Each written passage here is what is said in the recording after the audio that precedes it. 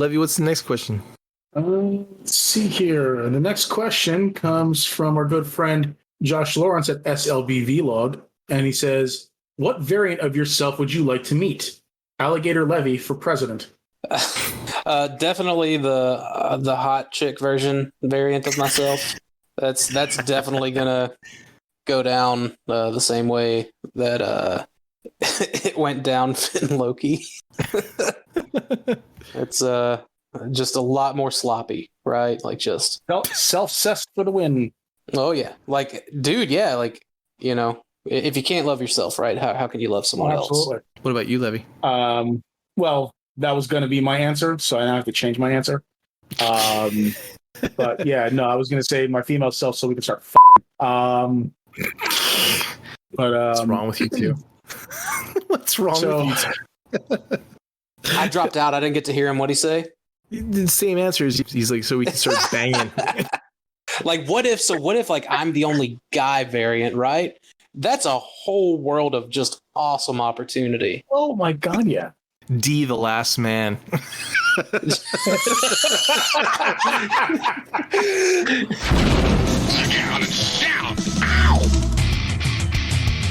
Welcome. You have now tuned in to the Blackout and Shout podcast with your host, Mike Kincaid. Can I tell you that Baby Yoda just annoys the shit out of me? That's because you haven't watched The Mandalorian. Oh, look at Baby Yoda, so cute. Levy Curry. Some people do all sorts of crazy stuff, like dinosaur romance novels. Those are really a thing. Taken by the T-Rex. A billionaire dinosaur forced me, ravaged by the raptors. I wonder if there's audiobooks of them. And Jed Vargo. He was always like well known for wearing the Nazi outfit on. Captain Kangaroo? Captain Kangaroo. Didn't he have the... No. And he did not dress up as a Nazi either. So sit back. Mike, are you... Listen to me. Relax. Say, transform and roll out. And enjoy the show. Levy, you hosting tonight, Levy? I guess. Wow, don't sound so fucking ecstatic. As someone who used to host podcasts, dude, I get that energy, man. I feel it. It's the worst fucking thing in the world. Do I gotta? Well, fuck yeah. Fuck both of you then. Welcome everybody to episode 123. That's right, 123 of the famous and entertaining Blackout and Shout show. Is it though? It is. Tonight we have a very special guest with us. Mr. Dakota. You know what? I don't even know how to pronounce your last name, dude. Reborn? That's fine. Fucking whatever. No, just give it the college try, and that's just what I'll let everyone do. Did you just why are you wanting to learn how to pronounce my last name, Jed? Is that like a work thing, or it's because there's 2 dots above your A, and it makes me curious. Oh, so that that actually, like, that's not how it was, given to me or what. That's not my, like, how it's spelled. I did that so that way, like, people I went to school with would have a harder time finding me on Facebook, and like people that I work with would also have a harder time finding me on Facebook. So, genius. Oddly enough, like, a friend of mine did end up I say a friend, someone that I knew in high school that, like, I don't hate him or whatever, so like it was fine. She ended up finding me, but that's because we had like mutual friends or whatever. And I found out what the name for those things. I think they're called a diocese or something like that. Just little. No, I'm sorry. It is. No, that is an umlaut. Well, sounds like an umlaut. Sounds like that dumb broad was wrong. I'm kidding. She's a great person. I'll be right back. But so that's why that's why I do it. So that way, like, anybody, like, anytime like I apply for a job or whatever, like if you don't have that particular O in there, like, it's not gonna come up. That's my little pro tip, government tricks and shit for the night. There's an H in my last name and a Z. You got to figure out where I place them. They're silent. It's silent Z. It's Dakota with a silent Z. So Dakota, what'd you get this week? Anything? So I, in anticipation of the Transformers HasLab that is clearly Victory related, I picked up the MicroMaster set that had like Stakeout in it. It had Stakeout and the other stupid dude, but I only got it, because Stakeout. Like I remember, like I haven't watched all of Victory, but I prominently remember Stakeout. So I was like, I'm gonna go ahead and like maybe chip away at some of these, like to like in anticipation before people want to ask like $50 for these like little crummy MicroMaster 2-packs. I got that. I don't know. I don't know if it was this week or last week. It doesn't matter. I got a G1 Mirage. Yeah. Classic. Got that. No. Like the G1, the one from the 80s, the one you grew up with. Oh, really crummy okay. articulation. Yeah. He was my second Transformer I ever got. That was, obviously like I grew up with Beast Wars, but in my kindergarten, I believe it was kindergarten or first grade. I can't remember. It was one of those two. There was one of those like Transformer storybooks, and it was like, I think it was called like the Great Car Rally or something like that. Mm-hmm. And like Megatron pops out of it was like a black Cadillac or some shit like old school looking vehicle.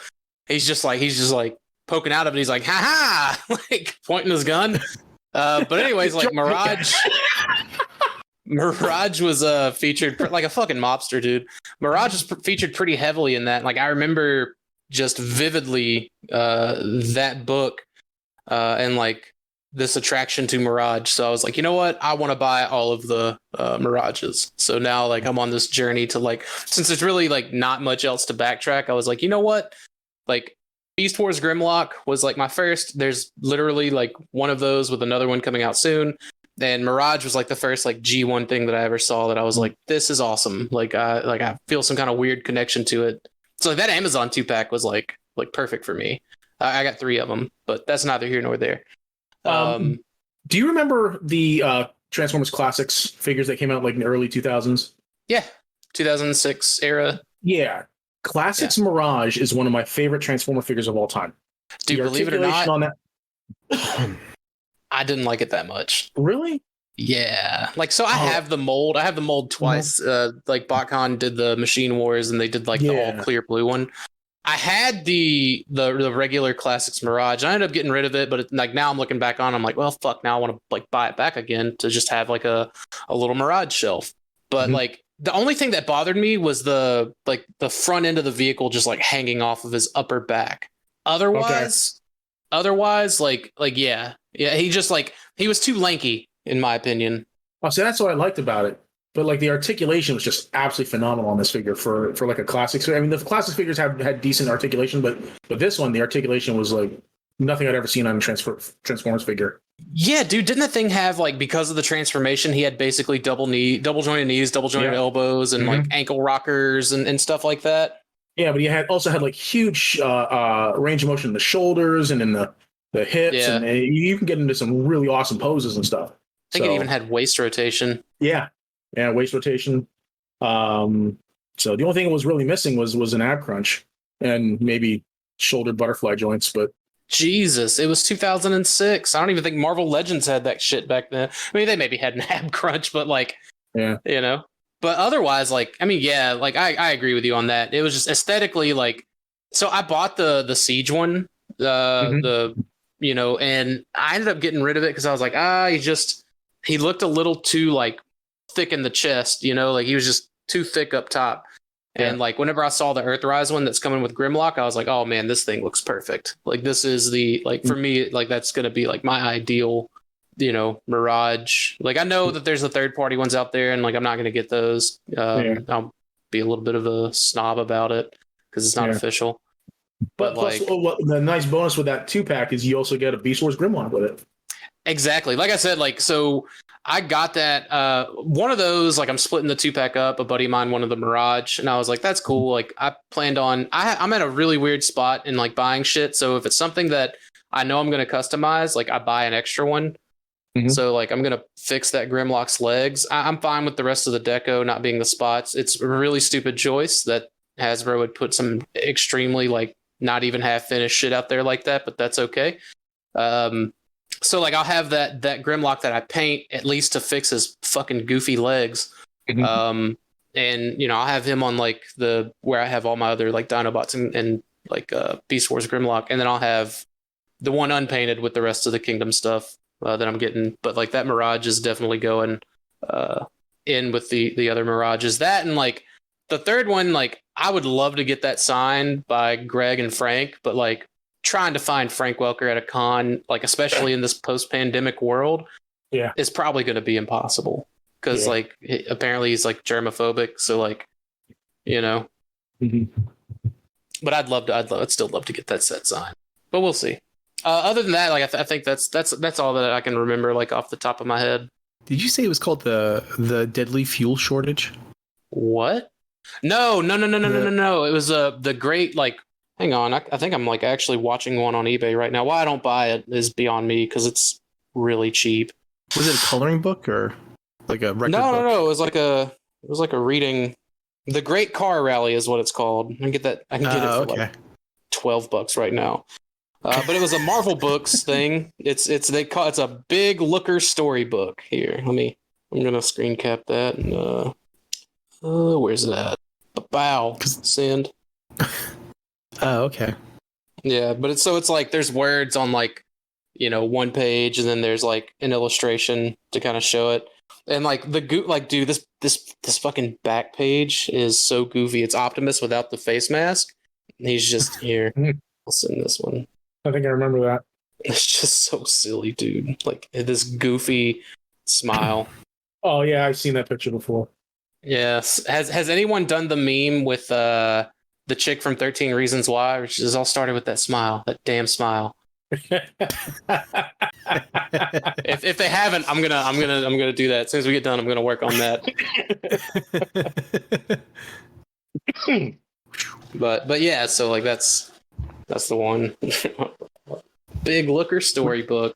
What do you think? What do you think the Victory HasLab's going to be? Like Black Zarek or? No, well, like Black Zarek's already like up for pre-order through Pulse. Oh, okay. So like apparently like the leaky information now, whether or not it's true or not, you be the judge, is that it was going to be like a Victory Saber gift set. Or it was going to be Star Saber with Victory Saber as one, or Victory Leo as one of the stretch goals. Okay. Something like Star Saber, basically. But like some people are also thinking, well, like it could be Road Caesar, because a lot of people seem to think that like Star Saber is popular enough to sell on his own, and like the fan in me wants to be like, yeah, you're absolutely right, but also like seeing how they keep upping these minimum backers needed for these HasLabs that keep going forward. Like Galactus went live today, right? It needs 14,000 backers. Like, wow. What was the Sentinel? What was the original like 8,000? Wasn't it 8,000 for the Sentinel, something like that? Dude, that's what. No, it was 6. 6. Yeah, pretty sure it was 6, and then they did like what, 18 or something. I forget how. Well, yeah, they ended up like adding like stretch goals and stuff like that. But like then I think like Razor's Crest was. I thought Razor's Crest was like 12,000, but it could have been like 6 or 8 as well. But like I backed Razor Crest, but I can't remember how many were like needed or whatever. But yeah, like so like the sail barge only needed 6. I think Unicron needed 8, and like that barely crept over. So like if they're gonna expect 10,000, fans to drop $300, which is the rumored like price, 3 or 400 on this. Like I don't know. Like I genuinely don't know that Star Saber is that popular at that price point. Like Victory was kind of where Japan sort of wrapped it up as a fandom. Like granted, yeah, Japan fan voted Star Saber into the masterpiece lineup between all the other like leaders, right? So I mean there's some love there for him, but there's a lot of American fans that are just like, I don't know anything about Victory, I don't give a fuck about Victory. Me personally, so Galactus is now at 5,234. They need 14,000, and the Sentinel needed 6,000, and they backed it at 21,895. And then the Razor Crest needed 6,000, and that had 28,154 backers. And the Sail Barge was 5,000, and it says 5,000 plus backers on it. And Unicron was 8,000 target, and it got 10,000 plus backers. So had they finally changed that to 10,000 plus? Because like for the longest time it's at 8,000 plus, which is don't be shitty with the numbers. Just like show us the numbers. You're gonna show us Razor Crest numbers, but you're not like they showed us Sail Barge numbers for the longest time, But then there was that. So here's like my theory on it. I think that it could be Star Saber with how they did that Hero Quest. Where you could back it at the base level and get like the basics, but you could also back it at different tiers to add different things. Yep. And it was basically like, we need to raise this much money. It was just a money raise thing, like once they hit that target, it was fine. I think that may be how they would do this. So like, if you just want Star Saber, you can just get Star Saber. If you want to pay the extra $100 or however much it would be, you would get Star Saber and Victory Leo. That would be interesting, and I think that would be cool too. But in the event that Star Saber is popular enough, to release in the main line as like a commander class, then like my money is it being on like Road Caesar, because I feel like if Star Saber's popular enough, then so is Desaurus. So didn't they just do a Road Caesar though?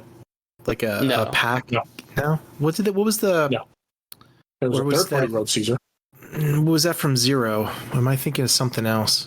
It was like about a year ago. It was like Flame Toys did a Star Saber. No, and it was official. Video. This was definitely Flame official. Toys is official. Oh, okay. Flame Toys is just non-transforming. No, it wasn't that. No, it was like a multi-pack. I can't remember what it was. It was from what was it Zero? Was Zone. Zero? You're thinking of Zone. You're thinking of Zone. You're thinking of that Legends Big Powered set. Yeah, I picked that up too. Like a lot of people like bitched about, how they remolded the Diatlas or whatever, but like I thought that was great. Granted, again, like that was a Legends thing when Takara was kind of allowed to do their own thing.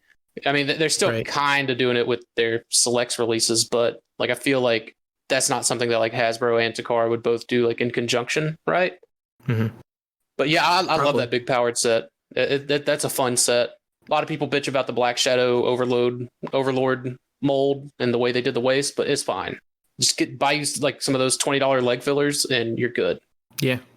I don't know. Do you think it'd be surprising if like HasLab actually did like something like Star Saber, because you would think they would do something big, Well, I mean, to be fair, like if it's Victory Saber we're talking about, right? Like Star Saber was a pretty big, chunk of a character of a robot.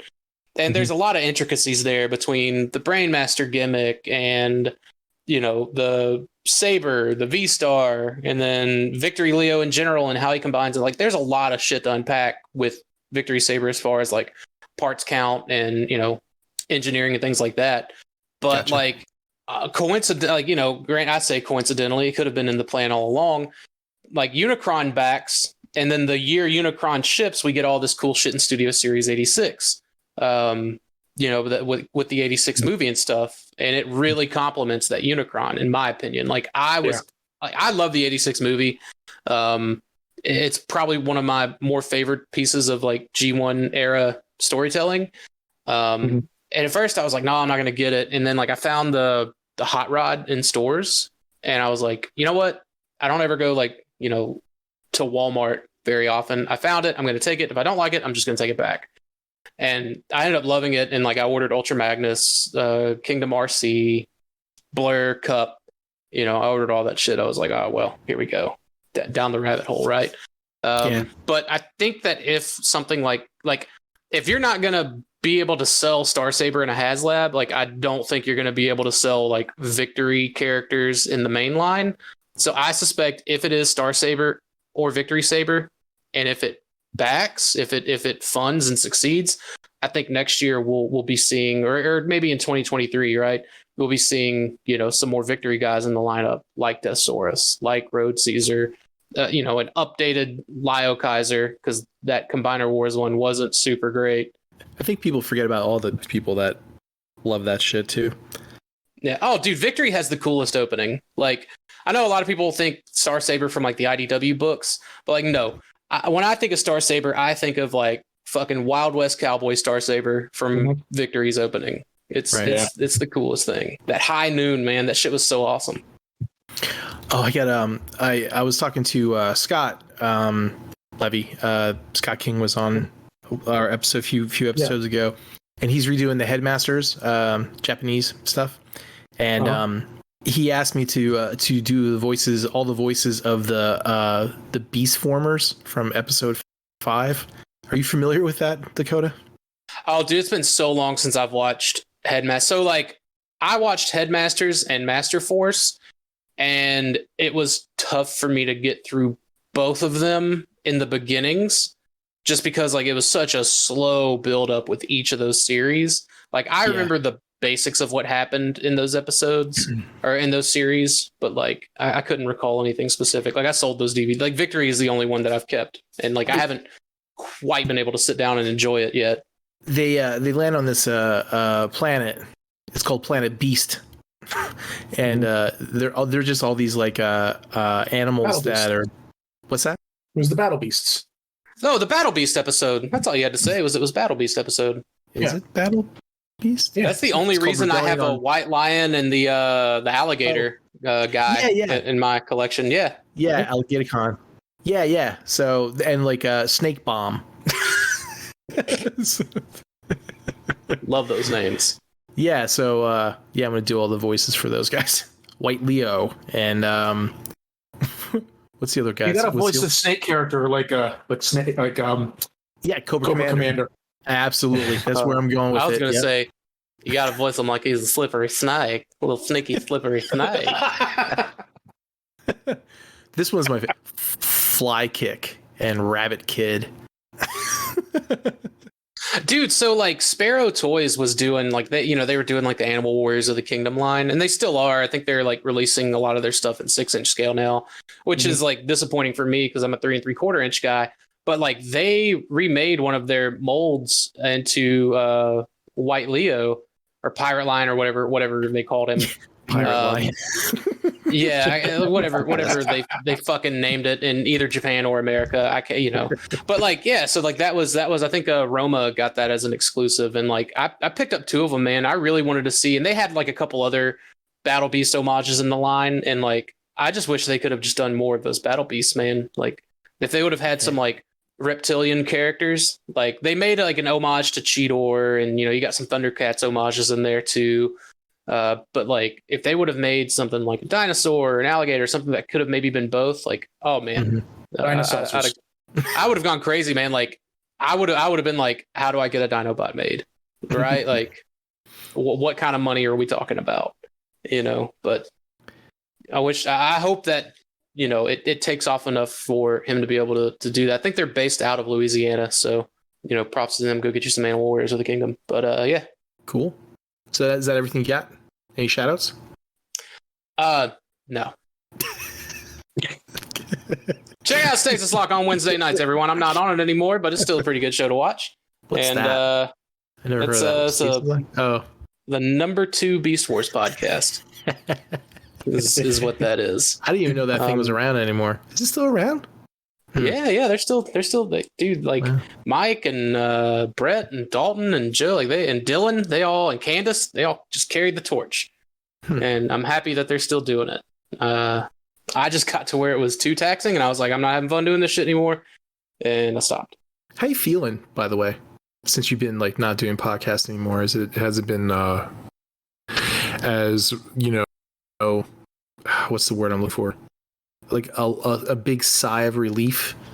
Relaxing? I'm finding just a different way to enjoy my time. Like don't get me wrong, it was enjoyable when I was doing it, but like I think because I did it for so long, like between like I started doing like Cybercast with like G1 Hexatron and Victor Saber 77, and I think I started doing that back in like end of 2012, beginning of 2013, something like that. So I stopped last year. Like 7 years was just a really good run for me. Like I just I lost interest in it and like picked up interest in doing like other things. So like I didn't have the time set aside. I was like, well, I enjoy doing this and this a lot more, so this is what I'm going to focus my time into. And like it's just like collecting. Like you gotta know when and where to trim the fat. Right. So otherwise, like, you know, that's like maybe had I not found other enjoyable things to do, Like masturbating. you know, I probably yeah, exactly. Had I not discovered my body, you know, maybe I would have like stayed on and, you know, and done that, right? But like I started putting too many irons in the fire, and I was like, well, I like this iron, and this iron I can live without, and that's just what it ultimately boiled down to. I know there's a lot of our listeners would like to know, do you still have your long hair, or did you cut it off? Yeah, I have not cut it. I have not cut my hair since, man, I think it was end of 2018, maybe beginning of 2018. Wow. How long is it now? How is it? I haven't measured, but it's definitely like the longest parts are definitely like I could probably like pick dingleberries out of my ass crack. Was the longest parts of it. I was to say how many inches is it post nipple? Post nipple. Yeah. I don't. Well, I mean, I'm gonna lie to you when we're talking about inches. You know, I gotta keep that up. Do you masturbate your hair? I mean, it's long. Like, you know, I've had people ask me like masturbation length. No. It's not quite wipe the hate away just yet. Wipe the hate away. Yeah, it's not quite there yet. But like I said, if I wanted to, like I could maybe, you know, grace the dingleberries in my like the top of my ass crack with it. So wow. I also like I think it was this week or maybe a week ago, I saw like something on Facebook where I posted last year about how I like trimmed my beard up. So it's been a full year since I've done any beard maintenance. So just letting shit grow, man. You're just like this big hairy COVID. all the fucking like negative aspects of like people being like locked away during COVID that you hear about, like that I've embodied that physical form. Like just people that are just like disgusting. Like the thing is, I bathe, so I'm like 90% of the way there, right? Like I regularly clean myself. You know, that's something that as a big guy, you know, I try to do away with the stigma that we stank all the time. You know, because like I make sure like I'm clean, son. I smell good. It's fucking Dove for men on me. Okay, got a little Old Spice mixed in there with the deodorant and the body spray, right? Like I'm a smell good when I slap the bottom of my belly on your back. All right, so you're gonna be like, oh, is that Wolfbane? Yes, ma'am, it is. It's a Kraken Guard at Old Spice. Yeah, I'm a hairy guy. Levy was gonna grow his hair long, and then he wound up cutting it. No, I grew it that long out of sheer laziness. Well, I hated Levy, it you that long. You ought to get that Jed mullet. Start growing that Jed mullet out. What? I don't got a mullet. Whatever, achy breaky heart. My hair is down to my nipples right now. Down your nipple. I remember that. I remember my hair. Yeah. Do you still do you still dress it up like it's a mullet? Like pull everything to the back and just let it out the back of that hat? I pull it back and I got a ponytail. Yeah. Oh, okay, so you I've never seen a mullet ponytailed up before. I don't have a mullet. It's all the same you way. got a mullet. It's all the same. Yeah, but the way you wear it like it's a mullet though. I part to the side. I'm sorry, I'm not a middle parter. I'm a middle parter. Like, so you're just one of those emo bands from the early 2000s. Yeah, basically. I got the Michael Bolton do. Whatever you say, Fallout Boy. Levy, what'd you get? Nothing. Absolutely nothing. Again, that's a home run. No. Nothings. Actually, I did have something come into my pile of loot at BBTS today. I don't think that counts. Unless you live next to your pile of loot, but I don't think you do. I think you have to get shipped to you, right? But no, I feel like I in order to have have not it- had anything cross the threshold. If you can't hold it, do you really own it? No. No, I guess not. No. That's But what I thought. I mean, I did All pay you for it. jokers out there buying I stocks. paid for it, so they're just holding onto it for me. But What about all that digital stuff that you buy? You can't really hold it, right? But you can buy a What digital game stuff? digitally. It's on your hard drive. Or Well, if you buy, can, you can. So if you got an OnlyFans subscription, you're holding your phone in one hand and your meat in the other. You can hold that OnlyFans subscription technically. It's a physical representation. This is 1-to-1 scale.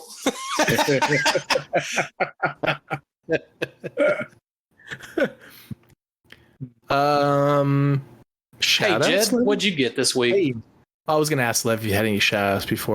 yeah, no, I don't got any shout outs and no plugs. So You're a boring dude. and you know what? I'm happy. I am the happiest motherfucker around. I didn't get too much.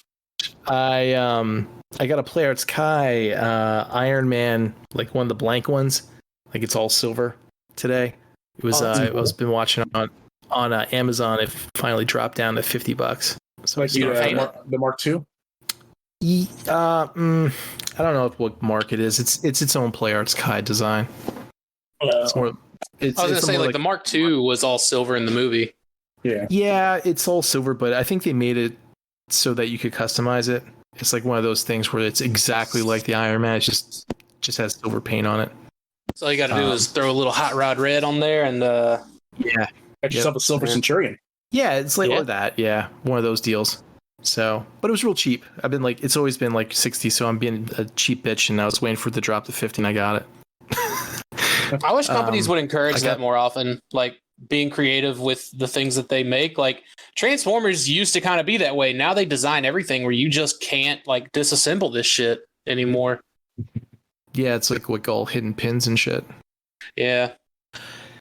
I got the other Jujutsu Kaisen figure, the Gojo. He finally came in from oh my god, I forgot the company. It's Right Stuff Anime. That's it.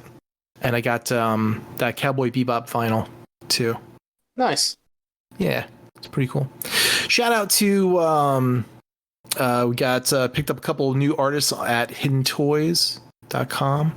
Our very own Mike Kincaid is going to be putting his art up there on the site with 20 plus images. And the other artist is, I wish I could figure out how to pronounce his name he wants to use. I think it's called Yorgis. It's Yorgis. Like Yorgis. Sounds right to me. Yorgis. I think like a Yorgi. Maybe the S is silent. Is it maybe like Yorgi? I don't know. Yorgi? I don't know. Something like Yorgi? that. Yorgi. Something like Your anyway. orgy. That's He fucking has- genius. He has really, really cool stuff. So he got about 12, 13 stuff. What was the one that I just saw? It was really neat. This one's cool. Here, let me push this up there. His style, I shared a Superman picture with Levy on Tuesday. His style is really cool. Oh, that's awesome. Yeah, that is pretty The awesome. Galactus. That is pretty cool. Yeah. I'm trying to convince a buddy of mine locally to back it. So that way like I can take pictures of his Galactus and my Unicron like punching each other. And here's another one. He did an Archangel and a couple other ones. That's cool. Oh, They're really dude, good. that Colossus Yeah, they're is clean. really Is that the that's not the Legends, that's the Select, right? The Marvel Select. Not sure. Well, I don't know. I like it may be the selects because like it looks But like he there's added- like that doesn't look like a traditional like rocker that they put on the Legends. But it looks like But I don't know. he edited the seam line on the actual costume itself. I think for the torso articulation, and it looks like he might because the Selects doesn't have the X logo; it just has that round belt buckle. So he might have edited that too, but I'm pretty sure that's the Select. I don't know, but that's still like, oh man, I love that that Mandalorian one. The Archangel one looks great too. Like, holy smokes! Yeah, they're all good. Yeah, they're all really good. So he's going to be hopefully as soon as I get some other stuff from him, we'll be posting that stuff live.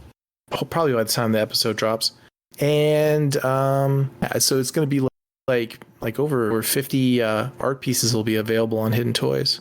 So it's pretty cool. I'm trying to think if there's. Oh, I got a story. So we went out. Took the kids and stuff. We went miniature golfing with the wife, right? And she was driving. We come up to the stoplight, and there's these two ladies, and they got these like really low cut shirts on, and they're like in their 40s, and they're not that great looking. But, and they're going up to every car that stopped, and they're asking if they want a chicken barbecue sandwich in these fucking plastic bags wrapped up with tinfoil. And they're like, "Hey, you want a chicken barbecue sandwich, honey?" I'm like, "No." I'm like, "No, I don't want some random person giving me food in at the stoplight." Dude, okay, like I'm in complete agreement with you here, but I gotta explain something. So like Mardi Gras in North Louisiana is like not quite like it's a little bit more tame than it is, down there in the tip of the boot. Like there's one parade that's always just like crazy and wild, and like everyone's drinking and it's fun and like it's whatever, right? So there's like a family friendly parade on like a Sunday, and here they call it the Highland Parade. And so it's literally like everything like where in normal circumstances I would be like, absolutely not. I do not want this like wrapped up food in this like tin foil that's in a bag. Like, no, thank you. Get the fuck away from me. But the premise of that Highland Parade is people just throwing like hot dogs and burgers that have just been sitting there for like 12 hours off of these floats, and you catch that shit and you fucking eat it. And it's just like, I can't explain why I do it and why any of us do it, because under normal circumstances, that's you do not do that kind of, like, you don't condone that kind of behavior. But for fucking Mardi Gras, right? Like, you just sort of do it. And then I'll walk down like some of the streets, because some people will just have like they just cook this like all this fucking food and put it out on their front porch, and you just like walk up to their porch and just like grab food, and you're just like, thank you, and like walk away. Yeah. And like it's the perfect storm for like, I'm gonna give you like herpes, from this, but like you just don't expect it, and it doesn't happen, right? There's no razor blades in the crawfish etouffee, right? Like it's none of this like violent shit that it could be. It's just those are like, that's the height of my like bad decision making. That's how they're gonna that's how they're gonna do that's kind of distribute all the COVID vaccines this year. Dude, they're gonna have to, because like I think my state's only at like 40 or 50% or something like that. Like the rest of my free cheeseburgers, and they'll throw it at people and they'll eat it. And my state's literally doing $1 million lottery for people that are vaccinated. Like you're entered into a drawing each week. Like I signed up for it, right? Because like that's $1 million fucking dollars. Yeah. Like I've been vaccinated. I'm responsible, but like they're trying to like entice at least like another 20 to 30% of the population to get this vaccine, because the Delta variant's like already in the area. And like my train of thought is, well, more people that don't, better my shot is at that $1 million. So I'm kidding. Go get vaccinated, please. To continue the story, so the light turns green and we go, and right around the corner, when we go past the intersection, there's this big barbecue thing going on. Everybody's like, they're selling from like this barbecue stand and stuff. And I'm like, all right, now if you would have said like, hey, would you like a free sample of our barbecue we have like right around the corner? If you just pull over there, you could probably buy some more. That would make sense to me, right? I'd be like, oh yeah, sure, yeah, I'll try that. Not here. Do you want a sandwich? Just a sandwich that you have no idea where it's been. Yeah, right. Where did they come from? Where I are could have these- just are they pulled this literally out of my ass. Right. So shout out to my wife as we're driving past and pulling away. She's shaking her head and she goes, "Those women are gonna get raped." What the fuck?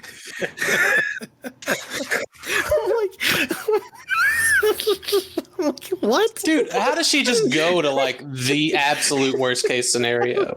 It was like, I thought maybe they say like get arrested or get hit by a car. It's like get raped.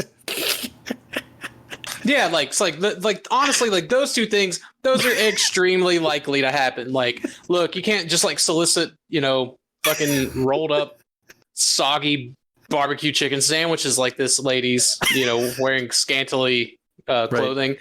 Like it's like your safety could be at harm, and like you could be like there could be like fucking Xanax in these sandwiches. You look like the type that has a lot of extra Xanax. No, your wife goes straight to, well, it's their fault for what they're wearing. Like, how? They're like, yeah, I'll take that sandwich as the van door opens and pulls them in. Drives away. Just yo, you ladies want some ice cream? Oh my god. You want a sandwich? You want some candy? Yeah. I'll give you a knuckle sandwich. Like, oof, yikes. No. Just turns into fucking Silence of the Lambs. Can you help me move this chair? Turns into a special victims unit be about a episode. size 16. I'll take that sandwich now. It turns into a Ted Bundy documentary. Anyway, so that's all my hauls and shout outs and stuff. Whew. Shout out to your wife's colorful imagination. That's my shout out for the week. The barbecue rapist. All right, let's see. Oh, Dakota, I know what I wanted to ask you. The pulled pork killer.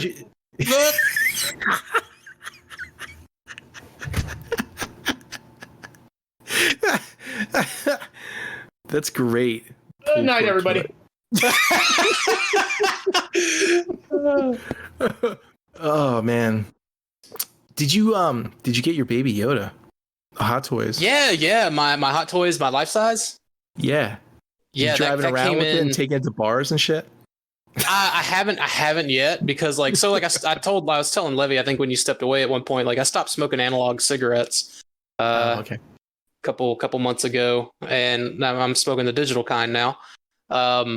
Yeah. So I'm extremely addicted to them. Like whatever, I'm a victim. But I can't like buy, because I wanted to buy like a pack of Marlboro 72s to put in his like little coat, But if I buy that pack, I'm gonna smoke them. I'm gonna get right back on the wagon. I can't just buy the pack and like toss the contents of the pack. A, they're like $7. B, I'm going to need to smoke them, right? So I'm trying to like source out of my like local friend pool. Like, hey, do you smoke 72s? Do you smoke 72s? I need a pack of 72s. Like red's preferred, right? But yeah, so like I haven't quite gotten like all the things that I want to get to start doing the smut shit with my baby Yoda. But it is coming. It's definitely coming. It was so funny, like when I got it, like I told my mom, I was like, hey, I need you to be home this day because, FedEx or UPS, can't remember who, is going to be dropping off like some very important shit.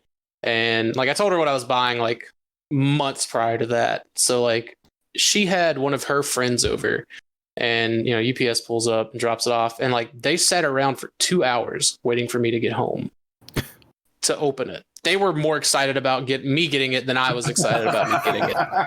Like they immediately pushed me out of the way and was just like checking them out and shit.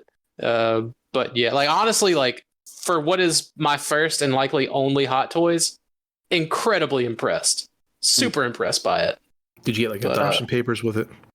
I should Photoshop some together, just some documents together. That one's articulated, right?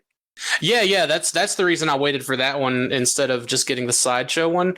My only gripe with the like articulation is that he doesn't have any knees, and I feel like it's something they could have easily given him. But like all he's got is like hips, shoulders, elbows, and like wrists. Obviously, you can like change out the hands. One really cool thing is like one of his hands has a magnet in it to hold the little like shift knob from the Razor Crest that they like include. That's neat. You have like another set of ears, and that's all magnets, which is cool. And another like really cool thing is like you can open his mouth. Like you can either have it closed to where he's just kind of like whatever, or you can like have it open and it's just like it makes the rest of that like weird rubbery plastic like it gives him like that excited smile like whenever he was riding on the speeder bike with the IG unit. So, but yeah, that shit's super awesome. Cool. I should have waited for that one. We guys I got April the sideshow one. Oh yeah, like I couldn't do the sideshow, and man, like I had to be able to like articulate it. Like I got a hate relationship with statues. I mean, it's really nice looking. Oh yeah, the cheeks are a little too rosy on the sideshow, but other than that, I mean, it's an absolutely beautiful piece. Oh, for sure, it's like you can still like do other stuff with it too. At least I think you can like you can change out the arm or something like that on it. Actually, no, you can move the head. Actually, I don't think you can do anything with it. Really? Because I could have sworn it had like some movement, just not as much as the Hot Toys. No, I think it's just got that one position where you can have it holding the shifter knob or not. But I think that was it. Did April ever find a spot for it yet, or is it still in the box? No, it's still in the box. Still in the box. I paid like what was it, like $360 for that thing? Still in a fucking box. I see why you guys live together and get. You guys. Did you ever hang that art I gave you? No, I haven't hung any art yet. That's like 2 weeks. I gave him a frame and everything. Just put a nail on the wall and poop, done. You literally did 90% of the work for him. Yep. God, my cat ate my hammer.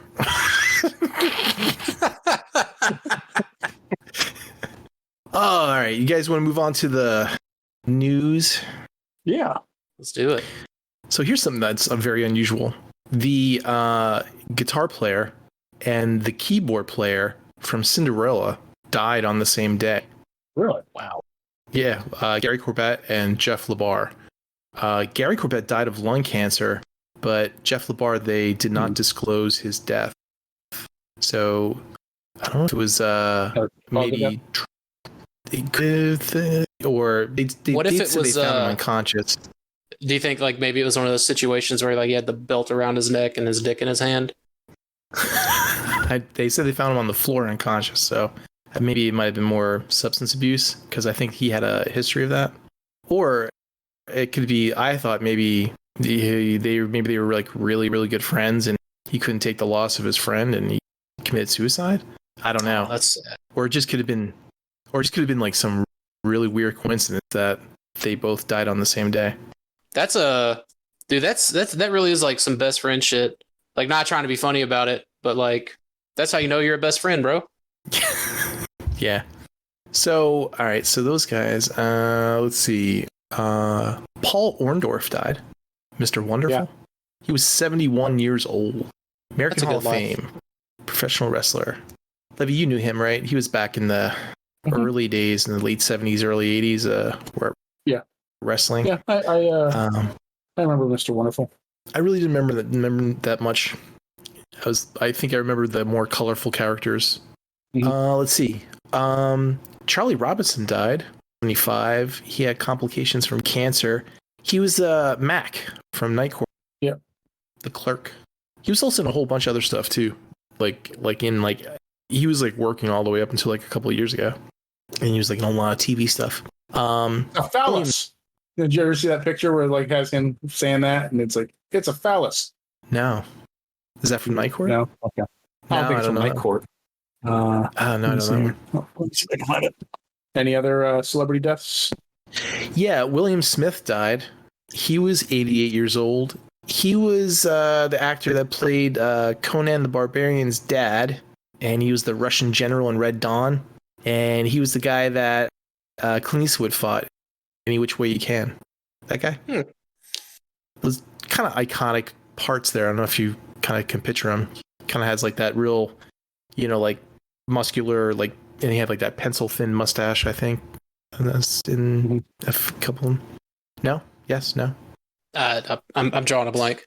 No. Sorry, the meme is that's a penis, not that's a phallus. But there it is. No, I never saw that. Mm. That must be in the penis Facebook group you're in. I believe it. And of course, Richard Donner died. He was 91 years old. American film director, Superman, Lethal Weapon, The Goonies, and a producer. We do have a late breaking celebrity death. Oh, yeah. Just was reported not too long ago. Biz Markie passed away. wow. If you remember him. I do. 57 years old. He sang Just a Friend. Yeah. Remember that song? Did a lot more than just that, but yeah, that made him popular in the general population. Mm-hmm. Did it say what he died of? Was it like natural causes or COVID or drive-by? I don't know. I don't think What a wide array of just things. They didn't provide a cause, but he was. No, they didn't provide a cause of death, but the article says he was diagnosed with type 2 diabetes in his late 40s, and said that he lost 140 pounds in the years that followed. And he was quoted saying, "I wanted to live." That sounds like pancreatic cancer to me. So, Well, if it was in his 40s and he was like in his late 50s, it wouldn't have had to have been that. Like, it could have just been like a heart attack. Like after so many years of, Well, no, he intentionally lost 140 pounds. He lost that weight because he says he wanted to live. So, because I guess he was pretty heavy. Yeah. And that's it for celebrity deaths. Let's move on to the trailers. Dakota, which trailer would you like to talk about? Wait, you posted trailers up? When did you post trailers? I got trailers and Levy didn't. Eat shit, Levy. I messaged you directly last night, Levy. You probably saw them all anyway.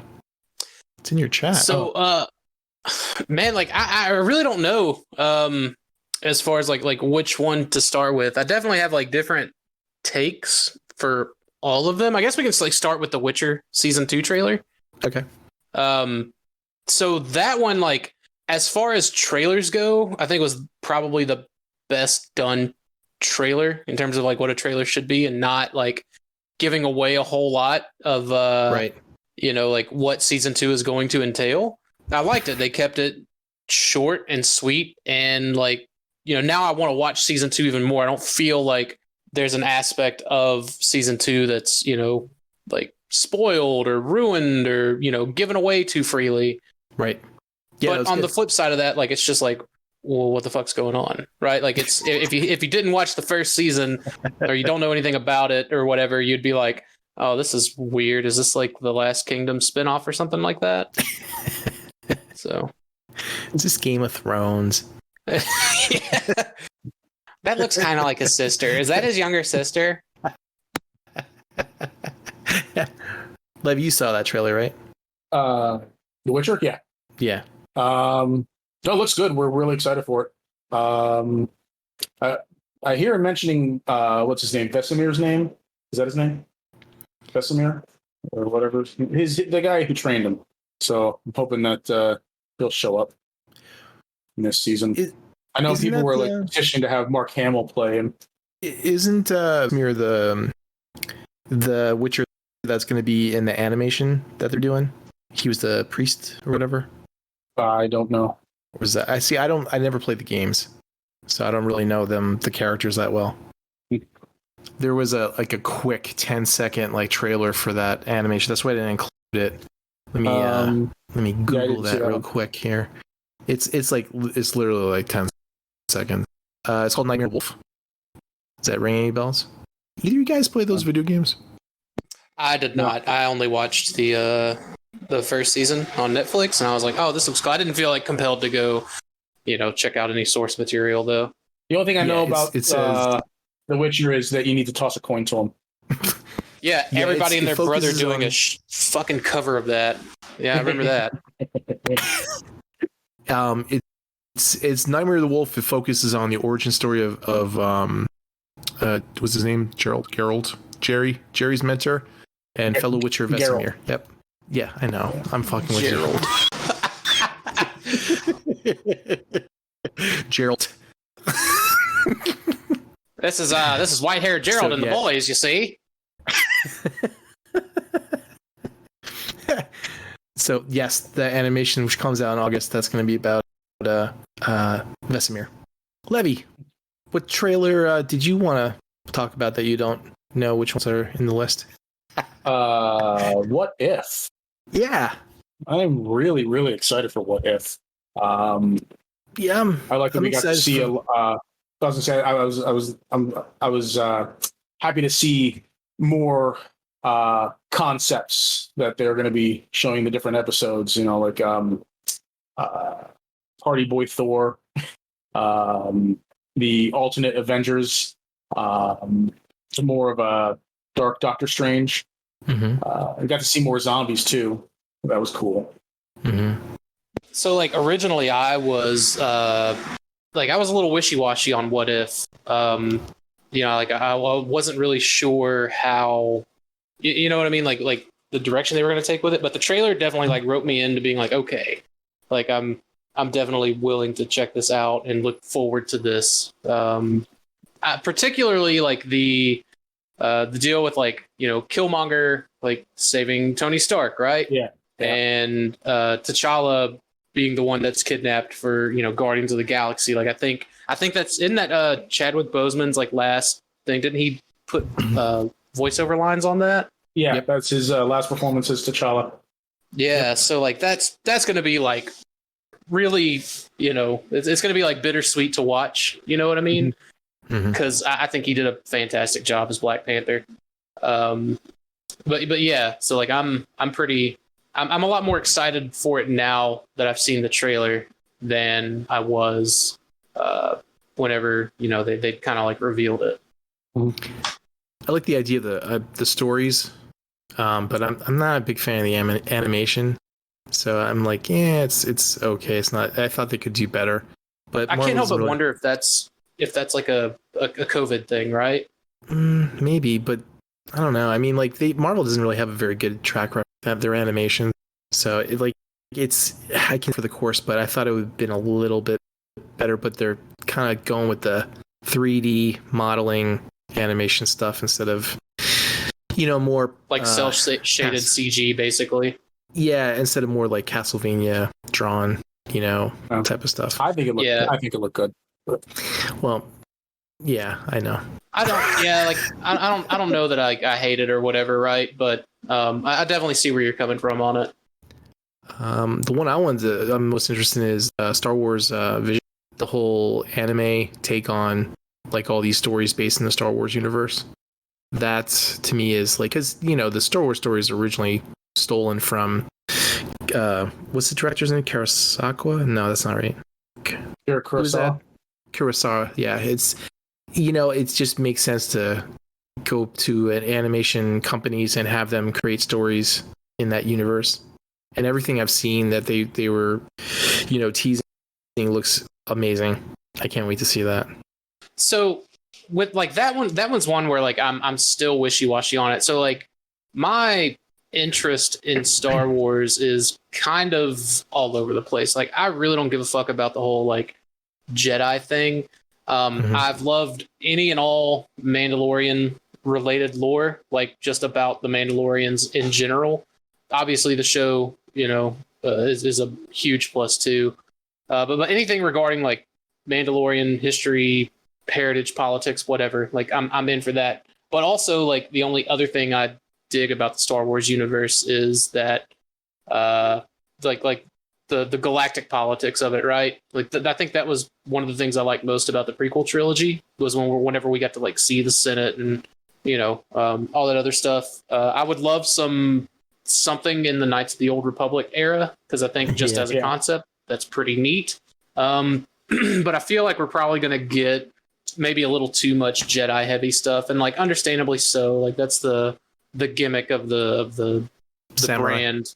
Yeah, you know, like, and that's all well and good, but I don't think I'll be like as interested in those as like I would be. You know, like I saw like a brief moment of like someone that looked like they were in Mandalorian armor. Right. So, you know, like there's that. But like, yeah, like other than like Mandalorian, the show, and all the lore behind that, like whenever I watched Clone Wars, I skipped around most of it and like watched all the Mandalorian lore heavy episodes, you know, and just stuff along those lines. Now, like I am excited for Bad Batch just because I like, you know, small teams of, you know, these dudes that are just special and can like do shit, right? Like that's why I like the Wreckers so much, even though like the most special thing most of them do is die. But you know, like I'm a sucker for small team anything. So you know, like I'm like Bad Batch has me hooked, and a lot of that is because of like how good Clone Wars ended up being for me. Again, I still hopped around a lot of it. I skipped a lot of the filler shit. I made sure like I watched, you know, Ahsoka episodes and Mandalorian related episodes and a couple other things like that. But I haven't watched one episode of the Bad Batch yet. Is it like so it's still ongoing? Wars? Yeah, do you still need Clone Wars? Because I haven't watched Clone Wars either. The only thing you really need to watch Clone Wars related is the last season, because like that's where the Bad Batch is introduced, and this kind of picks up shortly after that. But like it, even then, it's not really necessary. Like all you have to like, I mean, they kind of sort of explain like what they are, sort of. But like again, like just really, you can watch. You can skip everything in Clone Wars except for the like, and I know this is going to be like sacrilege to like, you know, all the Star Wars sweaties out there, and that's, you know, whatever. But you can skip, like if you just have zero interest in however many episodes, however many seasons, and trying to track down a watch list. Just watch the last episode of Clone Wars, and then like you can get into Bad Batch. Now, like I thought Bad Batch was done releasing episodes, but apparently they're not. I think it's going to be like 13 or 16 episodes or something along those lines. And I think they're only at like 9 or 10 right now. So I watched the first 2 episodes, I think, not knowing that. But like otherwise, like it started out like pretty cool, and I don't know, like I think it's going to be like an interesting story, and you know, I think like more or less like Dave Filoni is competent and knows what he's doing with the universe and things like that. So they are on episode 11 so far. Okay, so yeah, we either have 2 more weeks or we have 5 more weeks left. Take your pick. I can't remember how many episodes I saw. Rebels. I watched Rebels and I kind of missed out on like the whole like, you know, little background, you know, jokes or whatever that with the stuff that they were like Ahsoka and everything, and I missed that, but I enjoyed that, so I figured I should probably go back and watch Clone Wars and then probably watch that once I get around to it. I watched almost no episodes of Rebels because again, I was only interested in the Mandalorian related stuff and like the Ahsoka related stuff. There's a lot of Darksaber stuff in Rebels. Yeah. Otherwise, like I honestly, like just from what little I did watch of Rebels, I really couldn't recommend that at all to anybody. I liked it. Again, like I think it had to do more with like there was more things in Clone Wars that piqued my interest in the Star Wars universe than there was in Rebels, and that's just what it ultimately boiled down to. More politics and trade disputes. Yeah. Like I'm fucking old and boring now. That's just what it boils down to. Dakota, let's wrap back to you with the 4th trailer. What was the? Honestly, tell me what the other 2 I have to choose from. Titans, and what was the other one? Oof, I forgot now. Yeah. Well, I mean, we'll go with Titans because now that you said it, like now I remember it. So I finally I binged seasons 1 and 2 of Titans. Oh God, like maybe a month or 2 ago. Because like I got HBO. I can't remember why I got HBO. Like what I was wanting to watch on there. But I was like, oh well, while I'm waiting like for these movies to come out, I'll just watch some of these series. So I watched Titans, and super like upset with myself that I didn't get on that train sooner, right? But this one, like doing the whole Red Hood thing, and like so. This is like the thing that I like so much about the Witcher season 2 trailer is the reason I hate this season's trailer so fucking much for Titans is like they gave it away. like, yeah, everyone knows the whole Jason Todd story, right? But, you know, they kind of like ruined it, in my opinion, by like going into detail, like in the trailer, like what's going to happen, how it's going to happen. Yeah. So, like, otherwise, like, I'm pumped for it. Now, are they going to drop it like Netflix, where it's going to be all at once, or are they going to release it week by week? Or do we know? Well, that's on. I don't know how were the other two seasons done on DC Universe app. But it's different, right? Because it's on HBO Max now. Well, I know. I'm just asking. I'm just asking how DC Universe did it. They dropped the whole season, I think. Oh, okay. Ooh. Yeah. So, like, with Space Jam being out right now, right? Like, I'm waiting because I think it's like Space Jam and then Suicide Squad, and then I think Titans is like right around that point of Suicide Squad. So I'm going to try to stagger it where I only have to like pay for a month, but I'm able to watch all three of those things in that like time period. But it, like, so if they drop all of Titans season 3, that's way better than like having to, because like I juggle streaming services, you know, I'm a 21st century man.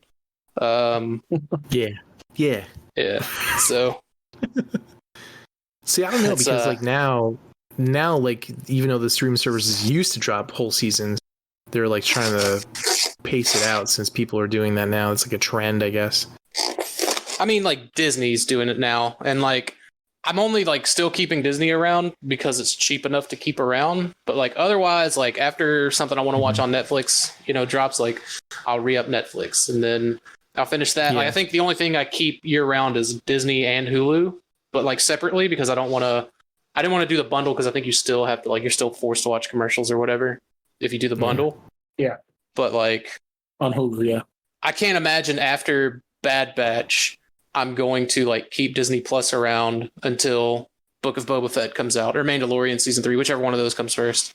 Would you be disappointed if it is like season 3 of Mandalorian is the Book of Boba Fett, and then there is no more, you know, like real like long stories or anything like that with you know, Baby Yoda and what's that dude's name? Some with a D. Din Djarin. Yeah. Yes. No, like maybe not necessarily. Like, granted, I'm pretty sure they stated somewhere that Book of Boba Fett was separate from Mandalorian season 3. But like, even if they just started telling standalone episodes of insert random, you know, Mandalorian at insert random part of the universe's history, right? I don't think I would be too upset about that, because like ultimately I'm just interested in like that aspect. Right. Unless it just has like the first 4 episodes are him trying to get out of the Sarlacc pit. Oh my God. I'm hoping, yeah, so that's another thing. Like, I'm hoping that it's, you know, it's going to pick up where, you know, it left off with him in The Mandalorian, you know, at the end of The Mandalorian. I'm definitely like, that's one thing that I think, if it's just going to be like telling the story of how he escaped and how he, you know, ran into Cobb Vanth, not going to be super interested in that. But like, you know, a decent like standalone story or whatever, you know, fucking hug it, chug it, football. Let's go. Like, get me in on that. And the last trailer was the Transformers season 3 with That's why you it was know, so forgettable. The whole Beast Wars thing. You know, your whole like avenue of expertise. Yeah. So another thing that I finally like binged watched recently, I watched Siege, I think like 6 or 7 months after it came out, right? And there's not a whole lot in particular I remember about Siege. I guess I remember like I think I remember like the basics, like, okay, Ultra Magnus died. Bumblebee is the chosen one. Go fucking figure. And the Allspark looks like a fucking D&D dice. Like, am I missing anything? Like, in like they, I forgot that they even threw it through the space bridge until like at the end of Earthrise, when they were like, yeah, it got lost in the space bridge. I was like, oh fuck, that's how that thing got lost. Yeah. And Jetfire has a laser sword in his arm. Yes, and Jetfire is a character on the show. And Ultraman has hit himself with a cloak, and they didn't know who it was. Yeah, because his big shoulder podrons weren't giving that away or anything.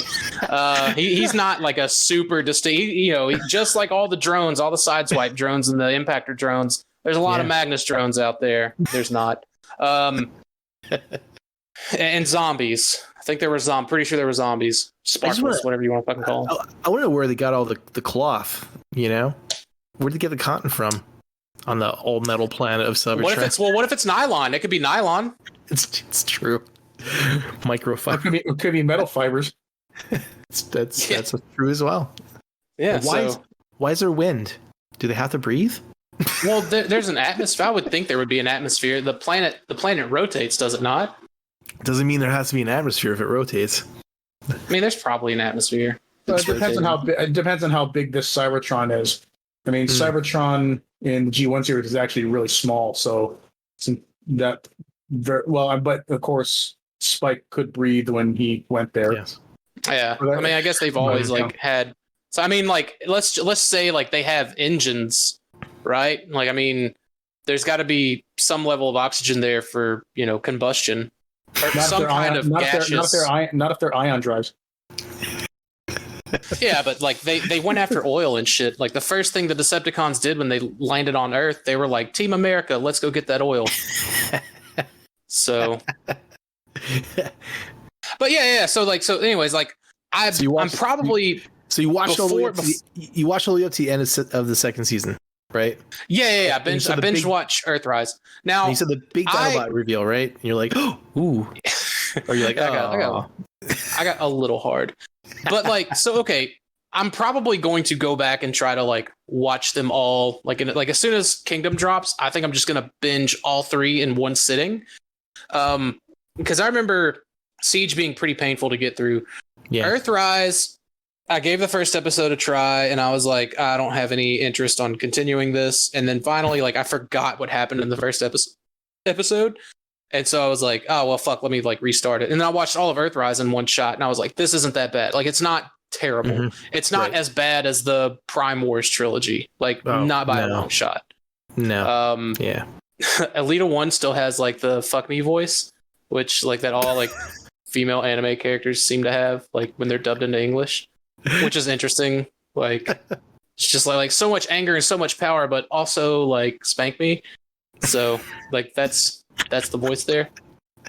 But yeah, so how Earthrise ended and just the snippets that we see for Kingdom, I'm excited. This is the first time that I get to see any of the childhood characters that I grew up with on any sort of a screen, not including whatever that bullshit is with Cyberverse with Cheetor in it.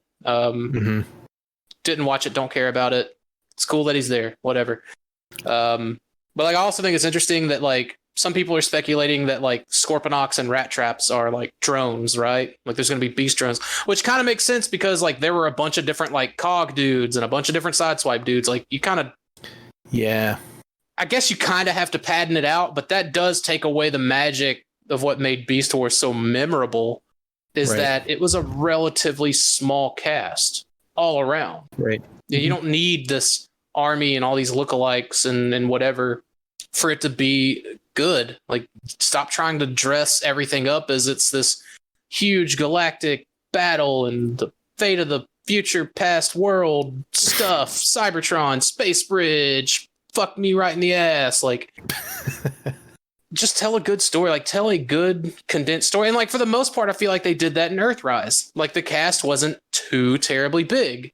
Yeah, there were some, droney guys or whatever, but it hyper focused on the small team of Autobots still on Cybertron, the small team of quote unquote 84 guys on the Ark, and Megatron and Starscream and Double Dealer, essentially. You had all these different smaller factions and units. And I thought that was a lot better than Siege, where it was just war, bunch of guys and gals and fighting and pachow and don't stop doing that. Just tell a good fucking story, please. That's all I ask. And I feel like Earthrise was good compared to Siege. So anyways, I'm excited for Kingdom. Yeah, they'll probably wreck it. Yeah. At least they look accurate, which is good. Yeah, it's funny. Cheetor doesn't look anything like the toy. Not a thing. It looks like the masterpiece. Doesn't look anything like the Kingdom toy. I did enjoy the laser beak chasing Air Razor through the sky. It kind of gave me like one of the like a flashback memory when I used to do the Beast Wars versus G1 character things and post those like once a week. Yeah. Are you in the what boat are you in, by the way? Are you sailing in the I can't believe they didn't fucking get the original actors to fucking do their parts, or are you like, I don't give a shit? It sounds I'm definitely in the fuck you should have got the actors boat. Now for the Netflix stuff, like that's definitely more for the movie. Like that's something else. Like that's its own topic. Like the stupidity involved with missing the opportunity to have the two most Optimus Primes to the most generations of children and now adults is baffling. It's baffling that you pass up the opportunity to have Gary Chalk and Peter Cullen both playing an Optimus character in the same big blockbuster movie. Right. Like, I feel like Peter Cullen made the Transformers live action movies, love them or hate them, something magical for the people that grew up in the 80s. And like that it's Ron fucking Perlman. Don't get me wrong, I like Ron Perlman. I think he's a good actor. I think he's a good voice actor. I just don't think he's a good Optimus. I don't think he has the potential to be a good Optimus. And like, sorry to shit on the dude like that, he just makes a way fucking better bad guy. And he should be cast as the bad guy. I digress. That said, Rooster Teeth and Netflix, I guess mostly Rooster Teeth, like they're just cutting corners with these not paying union actors, right? Like it's cool for people that maybe like because like Frank Tadaro, for example, he's a dude in the fandom. He's a cool dude, and he does a good Starscream. He also does a great Dinobot, and I hope he's the voice of Dinobot. I don't know if he is or isn't, but it'd be great if he was, because I heard him do Dinobot at the BotCon 2016 script reading. That needs to be the Dinobot. If it's not, like, that's a missed opportunity, in my opinion. But like otherwise, like it puts people like him, fans like him, in a position where they get to do this. They get to voice their favorite characters, right? That shit's great. But there's some characters that you really need to just spend the extra little bit of money on, you know, or even like some form of like competent voice directing, because the Optimus Prime and the Siege and the Earthrise is so inconsistent. It's like, dude, don't try to be a great value Peter Cullen. Don't try to like be don't try to be another Optimus. Like, be your own Optimus. That's one thing that has just irked me since 2007, right? Like, it's all got to be Peter Cullen or some kind of Peter Cullen, sound alike. Right. Like, what happened to bringing your own iteration to the new character? The last person that did that was David Kaye. Like. Well, they did Neil do that Kaplan brought his own thing to RID. David Kaye was animated. Yeah, I was going to say animated and RID. They were definitely not Peter Cullen-esque at all. Yeah. RID was Neil Kaplan, and he brought his own flavor of heroic leader to the character. Right. And like, just get more of that. Like, it doesn't, Peter Cullen is there to do the Peter Cullen stuff. Yeah, I mentioned that somebody else do something else. Way back when, I blame the direction is 100%. It's all on that. I don't blame the actors at all. I blame the direction, because they just did not direct those actors the way they should have, and that's why it sucks. Right. It's right. It's not the actor's fault. It's the director's fault. Absolutely. I absolutely agree with that. And again, like, I understand something like Rooster Teeth, because like, I love Red versus Blue. Granted, I don't think it's been the same since like Bernie sold the company and stepped down and all that other stuff. But like, there's at least like the Rooster Teeth that I know and love and remember, there was a lot of talent and a lot of love for the things that they were doing there. And not to say that it's not existent currently, but it's definitely a lot more commercialized, penny pinching sort of operation now. Yeah. And, I just, I definitely think that some more love, some more funding should have, at least for a better voice director. If you can't get the actors, get the voice director. It's only inexcusable for the live action movies to not have like Gary Chalk, Scott McNeil, so on and so forth. Any of those iconic, voices. Otherwise, looking forward to it. Levy, what do you think? I don't really have an opinion. I haven't watched any of those Transformer series. You are not a fan, sir. Yeah, dude, not a fan at all. Well, I mean, you guys didn't care for it, so I mean, why would I waste my time? No, I said it was hard for me to get through Siege. I said good things about Earthrise there at the end. No, I get that. Yes, but I can't watch Earthrise without slogging through Siege. I don't really feel like slogging through something right now. So honestly, like a pro tip, and somebody turned me onto this, was like if you watch it, you can change the speed on how you watch it on Netflix, like in the settings. I think it's like you play it at 1.2 or 1.5 times or something like that. It's like the next step up.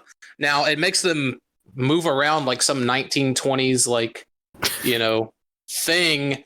And, you know, everything's happening kind of quick, but like the voice over delivery is, you know, a little bit better paced. Otherwise, like Chaplin again, as Optimus Prime. yeah, you know, but I think that's something that like it's just better to watch the trilogy in a single sitting sort of thing. I mean, that's only going to be like, I think there's like 6 episodes a season, and they're all like 20 something minutes a piece. So Yeah, you know, 3 hours of your time. I think it comes out to be like 2 hours. Yeah, 2-3 hours. Yeah, Levy. sorry. Stop being such an elitist. You watch G1, but you won't watch this. Yeah, Damn right. you watch Mortal Kombat Annihilation, but you won't. I watched that because you forced me to watch it. Dude, so that's something else that like HBO put up after like they put the new Mortal Kombat movie up. And like I've remembered having such fond memories of Mortal Kombat Annihilation as a kid. I was just like, I remember loving this movie. I remember I couldn't watch it enough times. And Katana was like a smoke show, but she's so hot. That didn't change. Jade, so fucking hot. That didn't change. But how I remembered the movie, I was like, man, I really wish I would have left this shit in the past, bro. Fuck, that was hard to watch. It was hard to watch something that I cherished so much as a young adolescent just turn into shit right in front of me. I didn't really watch them. I kind of like scanned through them real fast. The Gamera movies from the 90s. Did you guys ever watch those? No. The Legion and Revenge of Isis, I think it was. Yikes. Those are fun. I read, if you guys are Aliens fans, I read the first issue of Aliens Aftermath by Marvel, and it's really, really good. Really good. It's like takes place after Aliens, you know, after they bombed Hadley's Hope and everything exploded and stuff. And Vasquez's nephew, I think it is. He's like this radical terrorist that's like looking for clues to find out exactly what happened to his aunts, and like his parents got fucked up and shit. It's a really good story, and they get there and it's all, you know, everything's like fucking wiped out and shit. It's really cool. I can't wait for the second issue.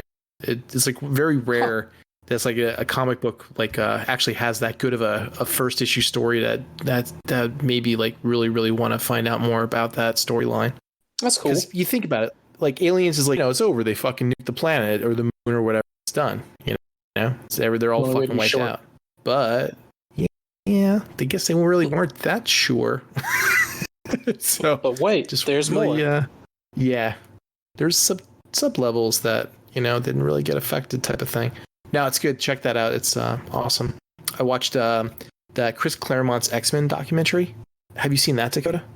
I have had that in my Amazon watch list for so long. It's now free to watch on YouTube. Yeah, it's like a little bit over an hour, so it's not that long. The production value is complete and utter shit.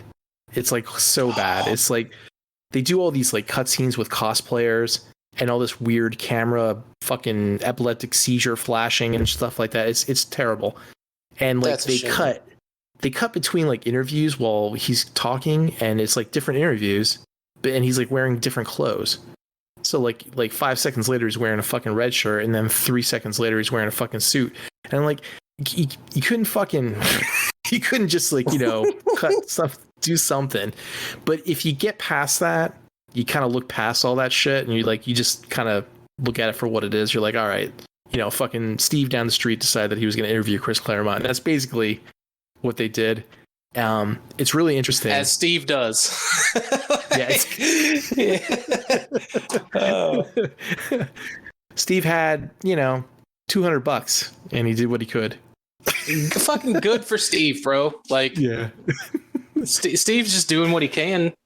But they interviewed Jim Shooter and Louis Simonson and a few other people, and it was actually really good. It's and then Rob Liefeld is, of course, being Rob Liefeld. He's always a dick in everything he's interviewed in. But speaking of Rob Liefeld, so I've been buying, but like just because I'm on such a large backlog of comics, I have not been reading. But I got like the last issue of the Snake Eyes series that he was doing. I hope that doesn't suck now that I've bought all the books. Of course it'll suck. somewhere it'll just, has that, I'm hopeful. that stigma, the Liefeld stigma of it, It's just got the Liefeld stank on it. Yeah, exactly. But it was quite entertaining, the stories and everything that they were talking about and how everything fucking played out, especially near the end, when he quit and shit. It was like really, really informative. I highly recommend it just for that. But like I said, the production quality is garbage. So it's something to listen to and not necessarily watch. Right. Yeah. And I think they stopped doing the cosplay stuff. Like after a certain point in time, he must have ran out of money. Probably couldn't get enough cosplay. Fuck's sakes. So it kind of goes away. So it's not that bad. Not that bad. It just randomly stops at some point in this movie. It's just like they got some do with like a lot of maybe like that was at like the midpoint where they were like reviewing everything that they had footage wise, and he was just like thinking the same thing, like, oh man, this is really fucking stupid. Like they have him like sitting there, like they have like some dude like in a wife beater with gel in his hair sitting there like reading an X-Men book with Wolverine on the cover. It's just it's just not good. The Storm came out. She looked really good, but the others were shit. Storm always gonna look good though. Yeah, I ain't seen a bad one yet. Levy, or Dakota, do you see Black Widow? Nope. Levy did. I did. Levy, what'd you think? Black Widow? I absolutely loved it. Absolutely loved Black Widow. Yeah. I thought it was a fun movie. Kind of going back to HBO, like HBO, I think HBO and Warner Brothers has spoiled the crap out of me. Like this is just like, like we have to, when time marches on, we don't need to be stuck in this like early 2000s, late 90s era of movies and shit. Instant gratification is the way to go. At no extra cost to the subscription, right? Like even like if Disney Plus is at what, like this is what $10 or $11 a month now? Disney Plus? No idea. Like, I don't. It's like $7 a month. No, they upped it. They definitely upped it. It's not 7 anymore. I didn't get any notification of it being upped. I'm pretty sure it's like 10. I think it's like $10 or $11 now a month. Even if they upped the monthly to like $15, which I think is what HBO is at, and just the movies that come out at theaters, you can just watch the shit at home without paying whatever $35 or whatever bullshit they were charging for Black Widow. Like, yeah, I would be fine. I would be totally fine with that. After I said that I rotate streaming services, I'd be totally fine with that. Like that, I think is the future. And it was like, I think like they announced that like Black Widow would be on Disney Plus in like October or something like that. And it's like, I can wait. Like at this point, I can wait. Like Endgame left me with such fulfillment. I've been watching the series on Disney Plus, so like I'm getting that content and keeping it in the back of my head. I'm just not like as excited, right? Like, I watched Far From Home, but I was still coming off of that. Like I was still really on that Endgame high. I was like, no, the story's done. I don't need to know anything else that happens here, right? Like, so, and like with how like Loki has like set things up, like without getting into anything or spoiling anything, because I don't know if you guys have like finished Loki, but did you finish Loki? Yes, I have too. So we can talk spoilers, brother Kyle, in case you haven't watched it. Yeah. So spoilers. As soon as we start talking, like I guess like you guys can give your opinion, or Jed can give your opinion on Black Widow. Like we can go into Loki or whatever. But I didn't really love it. Yeah. It was okay. It was a movie. I mean, Like maybe it should have come out before Endgame. yeah, it absolutely should have came out before Endgame. So it should have came out probably like after Civil War, like around that time period, because that's when it takes place. So I would not have. Go ahead. I was gonna say it doesn't have to be exactly chronological because it fits away from everything. Like there's no Captain America jumping in, there's no Iron Man, appearance type of thing where it's like you need to have that. It's its own standalone movie, but it does take place in a certain point of time. Yeah. Like I would not have minded at all if Black Widow would have taken the spot of Captain Marvel in terms of like release. Like Captain Marvel, I feel is something you would release that post Endgame because like this is supposed to be your like new, Kevin Feige touted her as like the new character, right? The character for MCU, like going forward with this like second saga and all that. Like introduce her in Endgame, so there's still a mystery to the character, and then like you release the origin movie. Like I just don't know that you would put Captain Marvel and all the shit that happened in that movie with the scroll and all the teasers and all that stuff there. I don't know that like that was placed particularly well. Like it realistically should have been that Black Widow movie. I agree. Yep. It would have been okay just having her cameo in Endgame like she did without having to have any like full movie backing up her story. They could have waited. Yeah.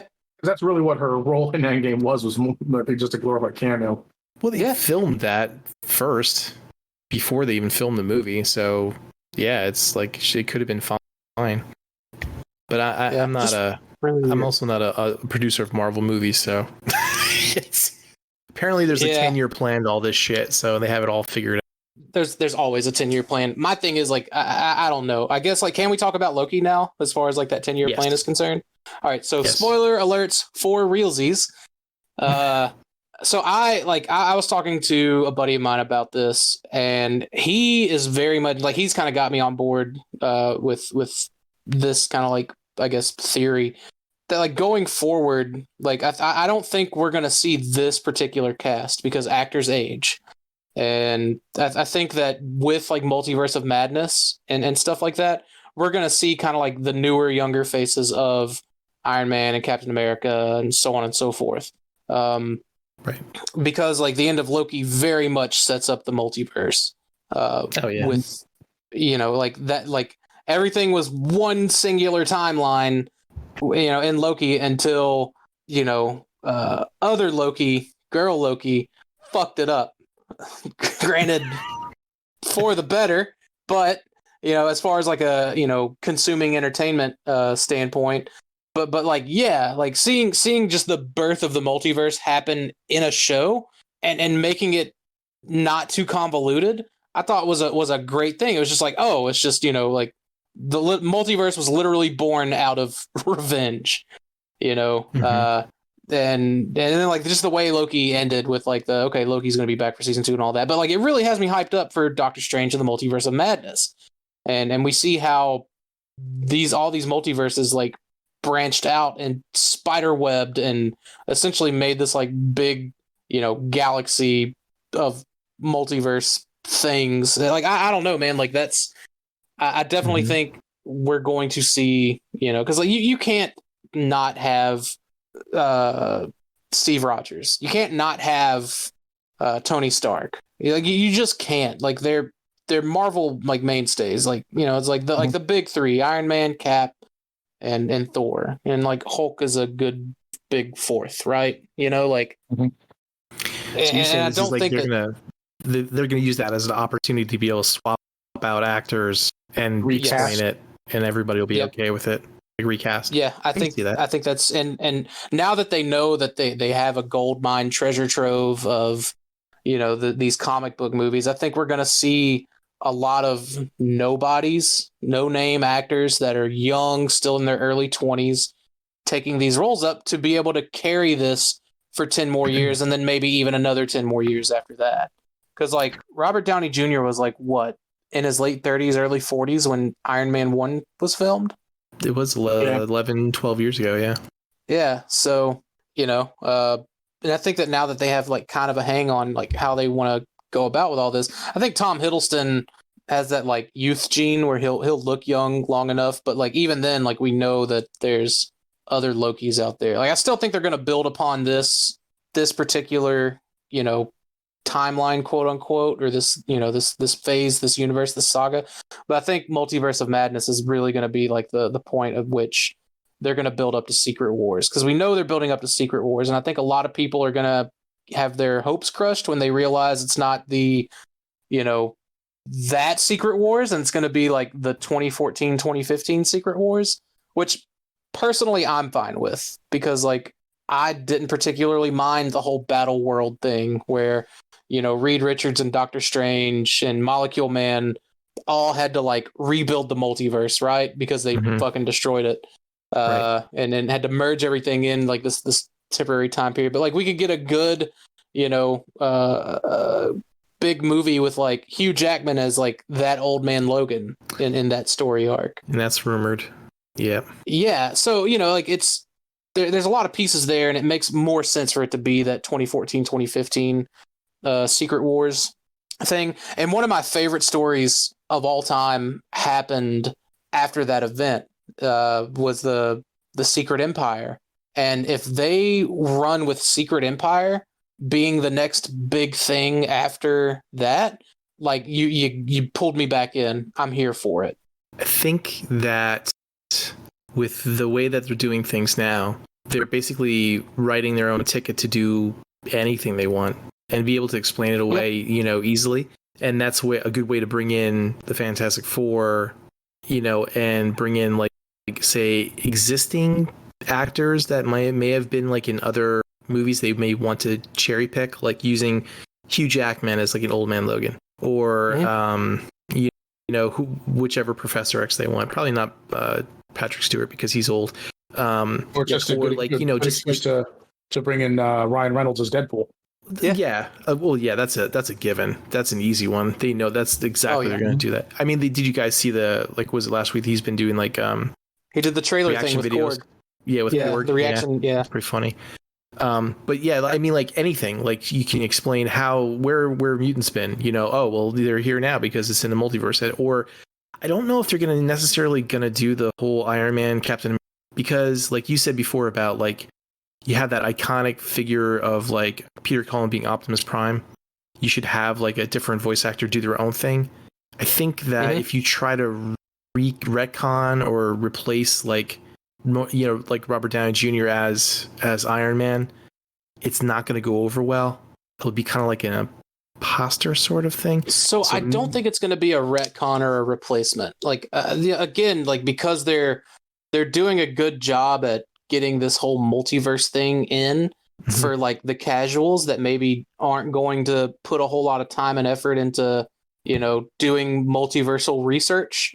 To where like you can absolutely have that that Tony Stark from this universe, or the right. Steve Rogers from that universe, right? Like you can still bring them in, and it's not quite an imposter because it doesn't negate what has happened so far. Like Loki really is the kind of like the tying together of, okay, this was one singular universe, and then these events transpire. And, so everything still counts because it happened to lead up to this point. Right. But now it's just like, now there's just all these different things, these different possibilities. So like, I'm super looking forward to just the mutants in general. Like that is its own world of spin-offs and movies and Disney Plus shows. Just because like that is such a large part of the Marvel universe, and it's such a beloved part of the Marvel universe. They name dropped Krakoa in one of the Loki episodes. Did you catch that? I was fucking blown away by that. I was just like, yes, that's where all that Fox money went.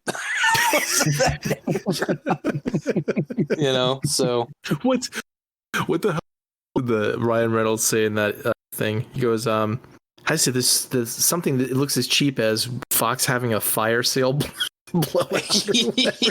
Yeah. This is the ending. Like, yeah, it was something about like this is like the like essentially the fat from the Foxfire cell or whatever. So, something along those lines. Yeah. But yeah, I mean, you could. That's where you can bring in the new younger Wolverine or whatever, and still have Hugh Jackman as the old man Logan, just like they did in Secret Wars. And that series, that was actually one of my favorite storyline out of the whole thing, was like the old man Logan going from there to the, through the whole Secret Wars thing back into the current and like universe. It's a good way to just drop Maestro in as well, Oh yeah, like Red Hulk, everything, all that stuff. There was something else about that whole multiverse thing that I was going to mention. Oh, Miles Morales. That's a given. That's an easy way to pull in, that Spider-Man, and have Marvel own that Spider-Man, and not worry about having Sony, get their hands on it and try to figure out what to do and all that shit. Yeah, because that is a Marvel character. That's not a Sony character. But isn't it? I thought that it was. Yeah, because it was still technically under the Spider-Man mantle. I don't know the legality, but I remember them saying that they have Miles Morales and they can do what they want with him, but they can't do what they want with Spider-Man because of Sony's. With like Peter Parker. Yeah. I know there was like a big chart that was floating around of like what all Disney has unbridled access to, what they can use in, other movies but can't make standalone movies with, and then like the stuff that they have to like strictly go through Sony for. Right. And I'm pretty sure that he's not in that, but maybe I'm wrong. Things could have changed too. Yeah. And it could be, I think maybe Miles Morales is one of those things where like either Disney or Sony could use him. Yeah. If I'm not mistaken, it was like he was just kind of in the orbit for both. Yeah, I think Marvel would snag that up, especially with this whole phase being like different, multiverses. It's definitely like this phase is definitely focusing on that all new, all different Marvel era of storytelling, which some of it, like I'll be honest, like it just wasn't for me. But a lot of it was. And like, I don't think they necessarily have to go through the whole Civil War II thing to get to Secret Empire. But like, I feel like Secret Empire, it was such a good story for them to like, it's such a good event for them to not try to do that. I really hope what they do is they bring in the Fantastic Four, and then they bring in Annihilus, and then they do Annihilation as a big event. And then you have Nova, and you have Silver Surfer, and you have Guardians of the Galaxy, and you have all those cosmic crew of heroes in that whole event. And let X-Men be cosmic as well. They have tons of story where they're in space with Corsair and everybody else.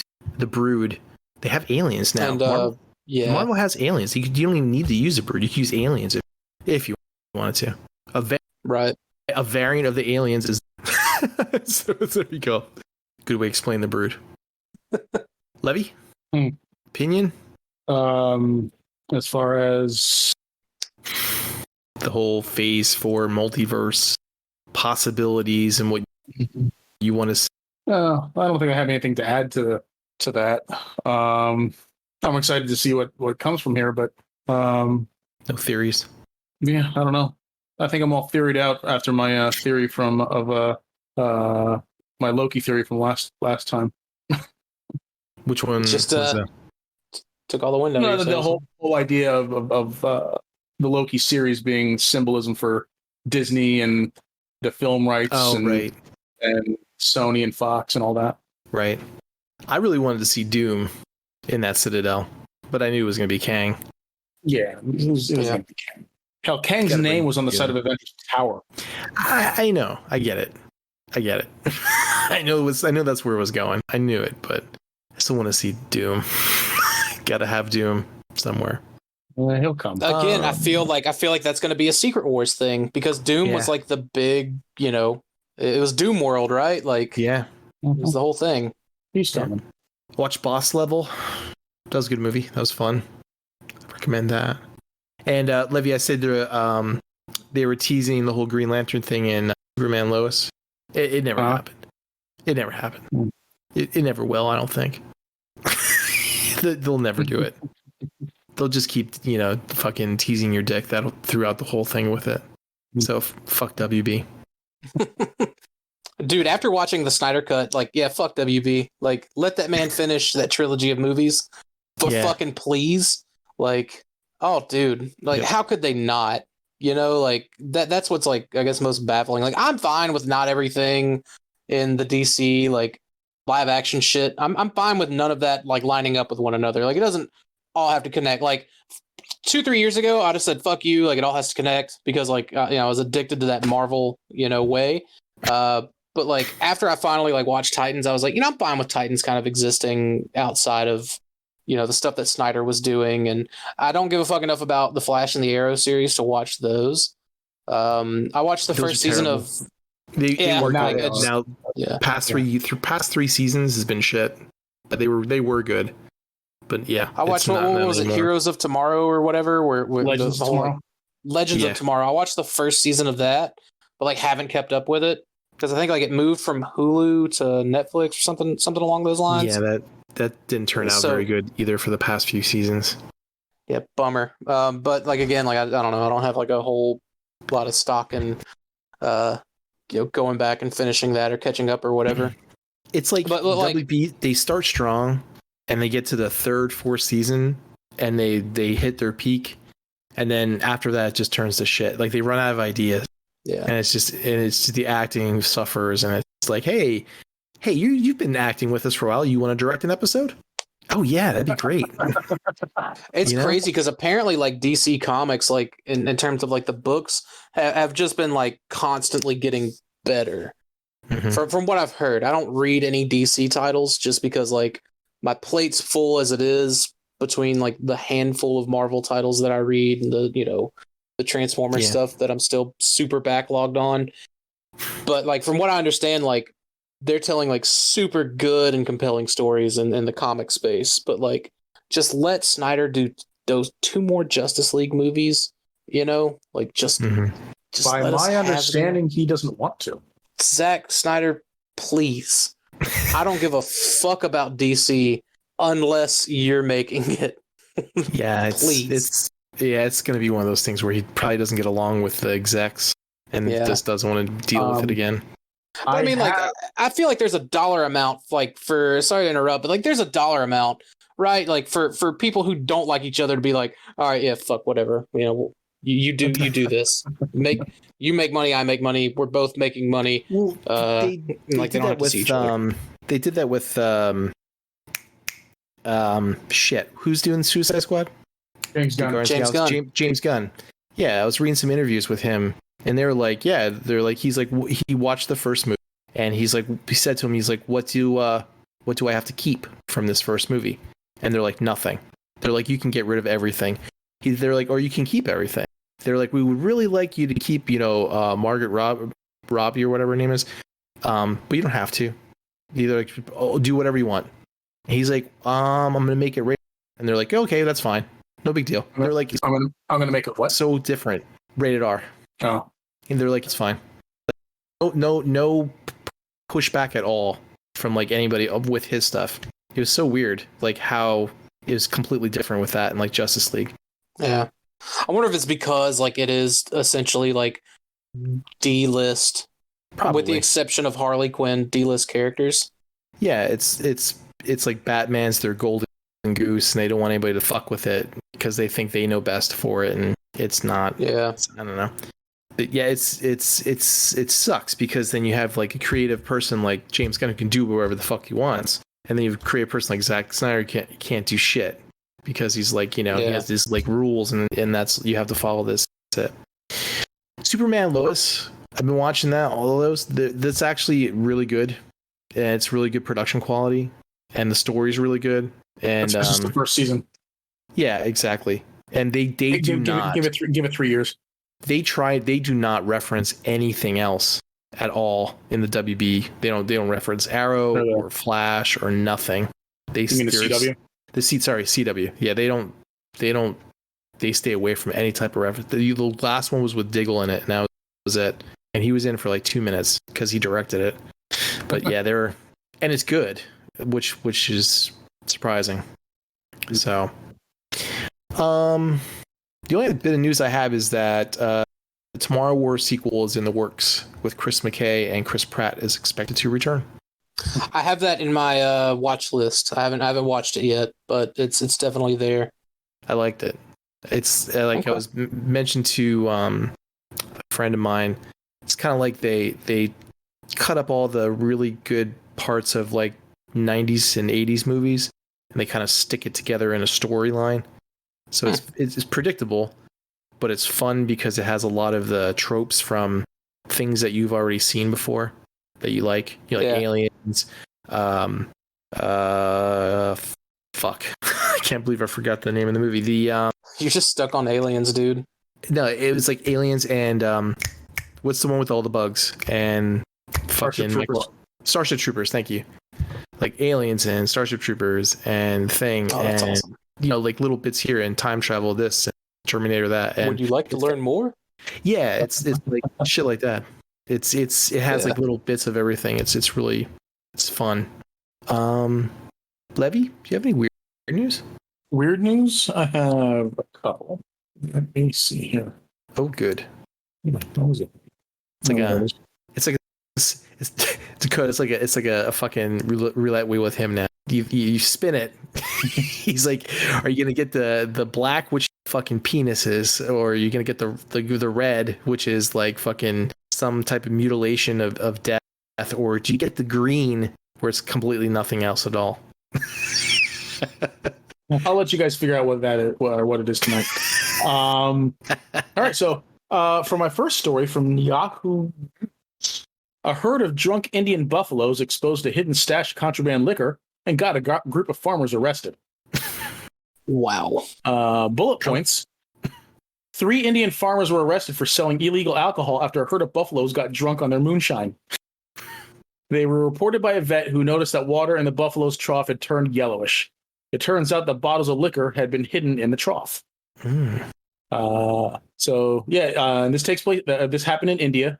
3 tipsy buffaloes blew the cover of an illegal liquor stash after getting drunk from water in a trough that hid moonshine bottles. Police seized a total of 101 bottles of liquor from the buffalo's stable and arrested the 3 farmers for the illegal selling of alcohol in the dry state of Gujarat. See here. One of the farmers had called a vet when the buffaloes stopped eating and started frothing at the mouth. You know, maybe because there's like a lot of similar things, but I've gone the whole different direction when you said Indian. I thought you meant like Native American, like buffalo. Oh. You know, like Native American, like all that. But I didn't even think of like it being. Dude, I was like for a minute, I was like, was this in Oklahoma? Like, you know, like moonshine farmer buffalo. I'm like, okay. Yeah, like this sounds like Oklahoma, you know, like, but then like, you know, I was just like, you know, you talk like you said something about like 101 like bottles of liquor. I was just like, that's going to be the next Disney movie. It's just going to be a bunch of drunk buffaloes. And it's going to be Cruella DeVille, and she's like past her Dalmatians phase, and So after they started frothing in the mouth, the next day the buffaloes began jumping around willy nilly and continued frothing, prompting the farmers to call another vet. That's a pretty long buzz. Well, yeah. Well, it's 101 bottles. Yeah, I guess it took a while to get rid of it. So, fucking bender, right there. Yeah. Buffaloes are just like not even pissing where they're normally pissing at. They're just like finding like a wall or like a tree or something, just like pissing all over that instead. And then she told me, I couldn't get any tonight. I said, fuck. Like that's, or however buffaloes would say that in buffalo speak. So, for my second story, this is a news segment that I call Satisfying News. Oh, no. And this also comes from Yahoo News. Got a really bad feeling about this. No, this is good. Okay. This turns out great. Tennessee cop knocked unconscious after allegedly making racist remarks. Oh, okay. That's wholesome. Yeah. Wholesome. A Knoxville Police Department officer was attending a wedding reception while off duty and was knocked unconscious after allegedly making racist remarks. He said, "I didn't know they let black people into the reception," said 22-year-old KPD officer Tanner Holt, reportedly. He's even got a punchable name. Oh yeah, Should have just knocked his ass out on that stupid ass name alone. Yeah. No offense to any Tanners that might be cool, but I'm sure you don't exist. But he reportedly said this right to a black man just moments before he was knocked unconscious. Oh, even better. Swift, instantaneous justice. Yeah, so the person he was talking to was Jonathan Toney, who was also a guest at the wedding. Man got 2 first names. Yeah. Tony, who was black, told police that Holt repeatedly made racist remarks towards him. When Tony asked Holt to stop, Holt allegedly said he was part of the black community. That's when Tony punched him in the face. Wow. Knocking him unconscious. No, it's okay. It's okay. I can. I'm part of the black community. Woo! Two witnesses confirmed Tony's story, and a third witness said she did not hear what was said, but witnessed the punch. All 3 witnesses said Holt was heavily intoxicated. Holt was taken to a hospital after being punched in the face. The police department's internal affairs is conducting an investigation into the incident, and no arrests have been made. That's what happens when you drink with buffaloes. That is so satisfying. That really is. Yeah. The Blackout Show does not in any way condone punching anyone in the face. I'd like a daytime movie based off of that, like something on Lifetime. He's got to have the dude has to have like a friend named that just like drinks Monster and punches fucking. It's like, could you imagine like he's saying all this shit and he's just like, no, it's okay, I'm cool. And it's just like, no, you're fucking not. I'm telling you, you're not. He's like, no, you don't understand. Bop! No, you don't understand. Oh, man. So that's it for weird and satisfying news. Interesting. Bop, bop, bop, bop. What kind of toy news you got tonight, Levy? I was supposed to do toy news? You always do toy news when Mike is... Oh. No, I got some toy news. Of course you do. I have some toy news. Let's see here. I'm going to go ahead and put this comment into this Facebook link into the chat so you guys can take a look at it. How lazy is that? Couldn't even get the images from the Facebook right, link. Didn't even get pictures. I know, right? You know, I'm like, done taking up storage space on my phone with pictures. All right, you can click that link. You can click that link and see the pictures on Dame Chalk's page. Do you delete them? Give him some views. After Listen, he needs them. I don't have a Facebook account, so I can't get to this. The fuck you don't. I also don't have a Facebook account. If anyone from my work is granted, if anybody like that like had any kind of authority over me was listening, I'd have been done an hour and a half ago, right? So how funny would it be is that your boss is like a big fan of the Blackout Shout Show? The thing is, like, my boss would laugh at absolutely everything that I've said. Now, the boss that's over him, which is, you know, the guy that like owns us, he would like, I don't know that he would laugh, but I don't know that he would have a problem either. I think he would like require more explanation because he's like business. Like he owns things, right? Like he's a real adult. Like he just buys businesses to then own those businesses. But like my boss, like granted, so my boss, he actually is an immigrant from an African village, and whenever he was growing up, his his town, his city, is whatever, his community, I guess, was like Italian, like it was under like Italian governance. So he doesn't quite get like all of the nuances, but he's been in America like long enough to like understand like most things. So he would hear us laughing and he would know that it was funny, and like he would start laughing. And then like after we're laughing or whatever, you know, he would be like, "Oh, what's the meaning for saying these things?" Essentially, like I know it's funny. Why is it funny? And like, you know, but like once you explain it to him, he's really like, okay, yeah, that shit was fucking hilarious, you know. But yeah, like my boss is really fucking awesome, and just really interesting, like hearing about like his home, you know. on top of all that too. But like, yeah. But again, it's just the guy that's over him. That's probably like, I don't know that I'd link him to this. Like I don't know. I'd want to roll that dice. I'm making car payments, bro. Like maybe when I'm not making car payments. I don't have any personal connection with any people that I work with at all. None. I have a great story to tell friends, whenever nothing. Craig is not recording with my boss. Because like I don't want to get him in trouble, right?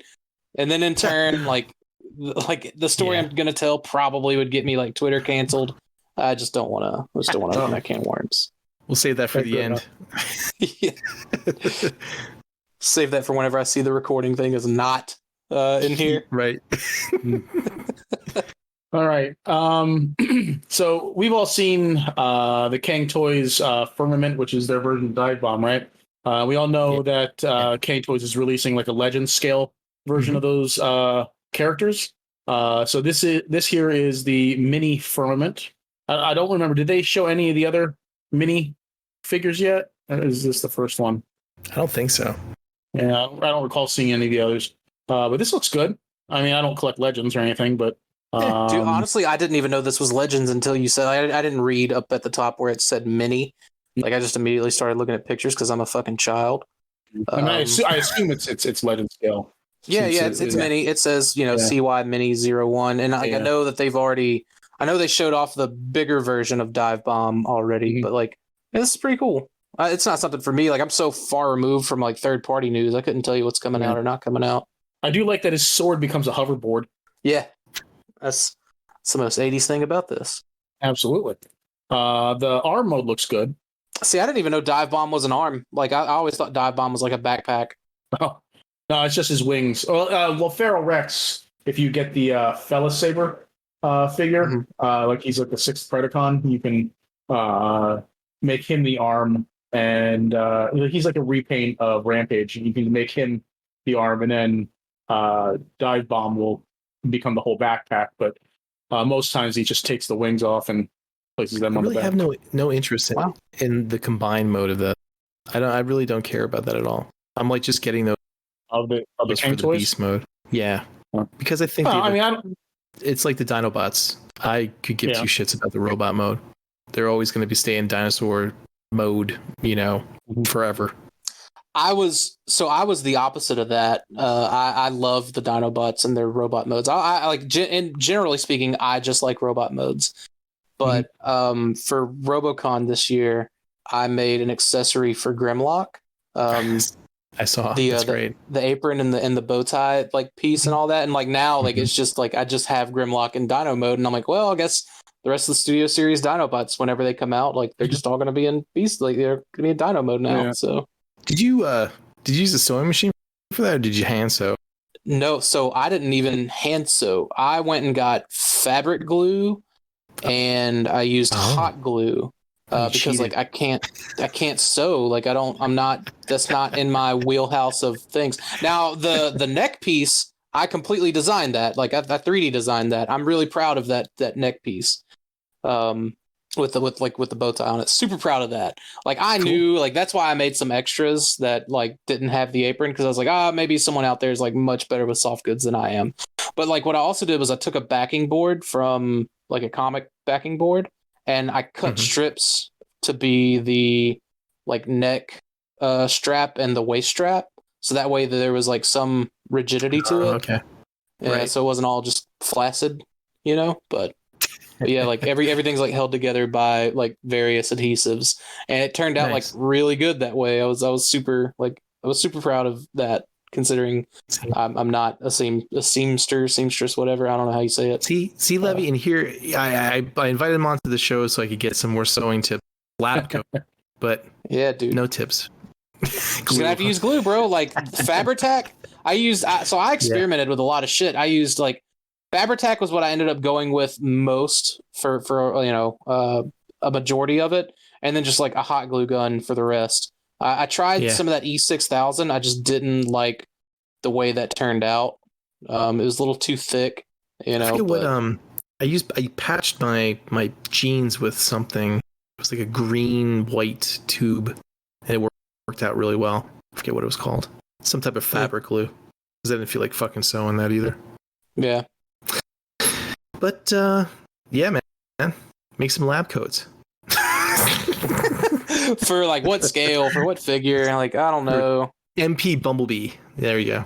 And Wind Charger and stuff. God. For like the second episode of G1. Yeah. I don't have those Robots figures. in So. disguise. Yeah. The one time they forgot they could change into a car. So what else, Levi? Well, I included another link in there. That's for Shatterglass Jetfire. Oh, I've seen this. I don't have to click on that. So I'm super excited for this. Like I love, obviously like I loved all the like BotCon fiction and stuff like that. And one of my favorite things that they did was Shattered Glass, which happens to unfortunately be one of the most expensive things that they did. Mhm. So like I've been super excited for all of this. Like I'm calling it G2 Shattered Glass because like that's what it is. Stuff coming out, but like everything prior to this Jetfire reveal has been stuff that like I've already had. In like one way or another. From like the old 2008 or 2012, whatever year they made whatever. So like now that we're finally getting something that originally was just repurposed from that Henkei Dark Skyfire, but we're getting it like kind of dedicated Jetfire, Shatterglass Jetfire out of it. Man, I love it. Like I love now having something that like I don't have, I have so, I have the original Jetfire. It's really good. It's gonna go in my with my MPs and stuff. I don't care if he's not like a giant or whatever. The only thing I didn't like about it was like the big fucking hole that's like in the middle of the body when he's in jet mode. So it's but how often may you have him in that?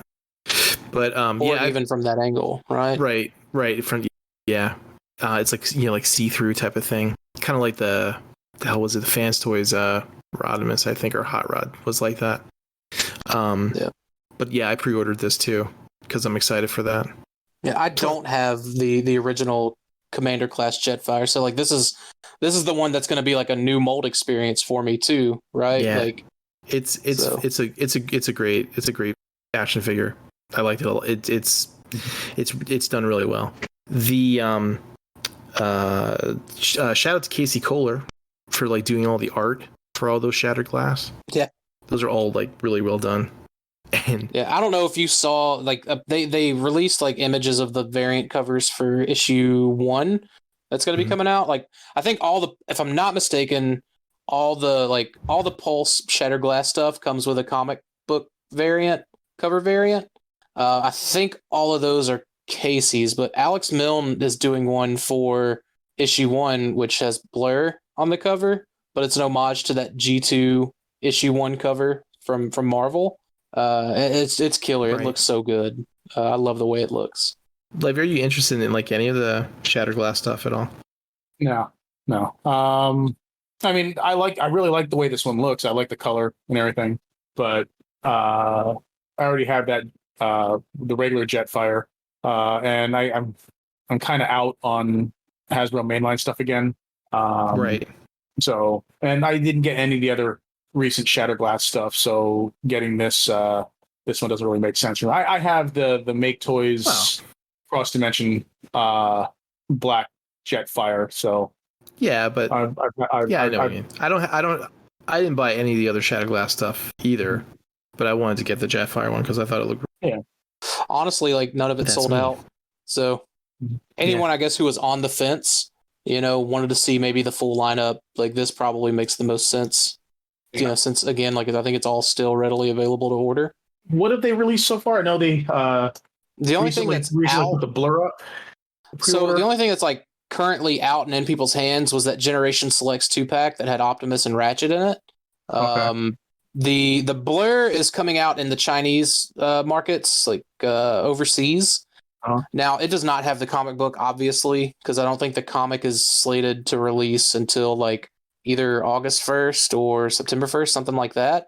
And that's when they have like Blur shipping from Pulse. So like it's still like another month away or so. So anyways, like that's I think that's when stuff is going to start to roll out. But honestly, like Blur was the one that I think I was able to overlook easily because like the original Shattered Glass Blur is, for all intents and purposes, a brick from the Armada toy line.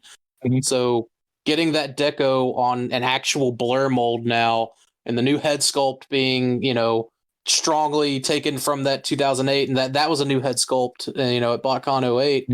Oh man, it's just awesome. Like I loved it. Like Goldbug, man, the Megatron, super impressive. The Starscream, also impressive.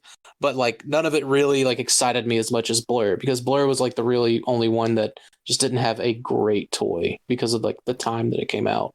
And shout out to Adam, because he asked me, he goes, so is Jetfire a bad guy or a good guy? Yeah, did they So keep many questions. the faction symbol change gimmick? Yeah, so he starts out as a good Decepticon and then turns into an evil Autobot? Yeah. Or That's vice what's versa? always like made me curious about Shattered Glass Drift too, right? Like Decepticon Origins, but like obviously Shattered Glass Drift was modeled off of Deadpool. So like maybe, he was like a good Decepticon soldier and then just decided, fuck this, I want to make money and hurt people. Like I don't think we really got a whole lot of backstory on him, like aside from a bio card and a cameo appearance. All right. So for my last piece of Transformers toy news, the big one is Fans Toys just was it earlier this week or was it last week? It was earlier this week. This week. Yeah, earlier this week announced Parkour, which is their take on Cliff Jumper. Slated for a 2032 release. Like, come out with the Fort Max and then start revealing shit, right? Like, that's my take on it. I think that's the general take on Fans Toy stuff. Yeah. So, Jay, are you gonna get this? No. I have the X-Transbots, and I'm happy with that. I like yourself, Levy. I probably will not be buying any more expensive like third-party Transformers, especially Fans Toys, especially for things I already have. Like they announced that Soundwave. I passed that, skipped that. I am not paying those prices. That Fans Toys / not Fans Toys. Yeah, Soundwave. They seem to drop that real quick, right?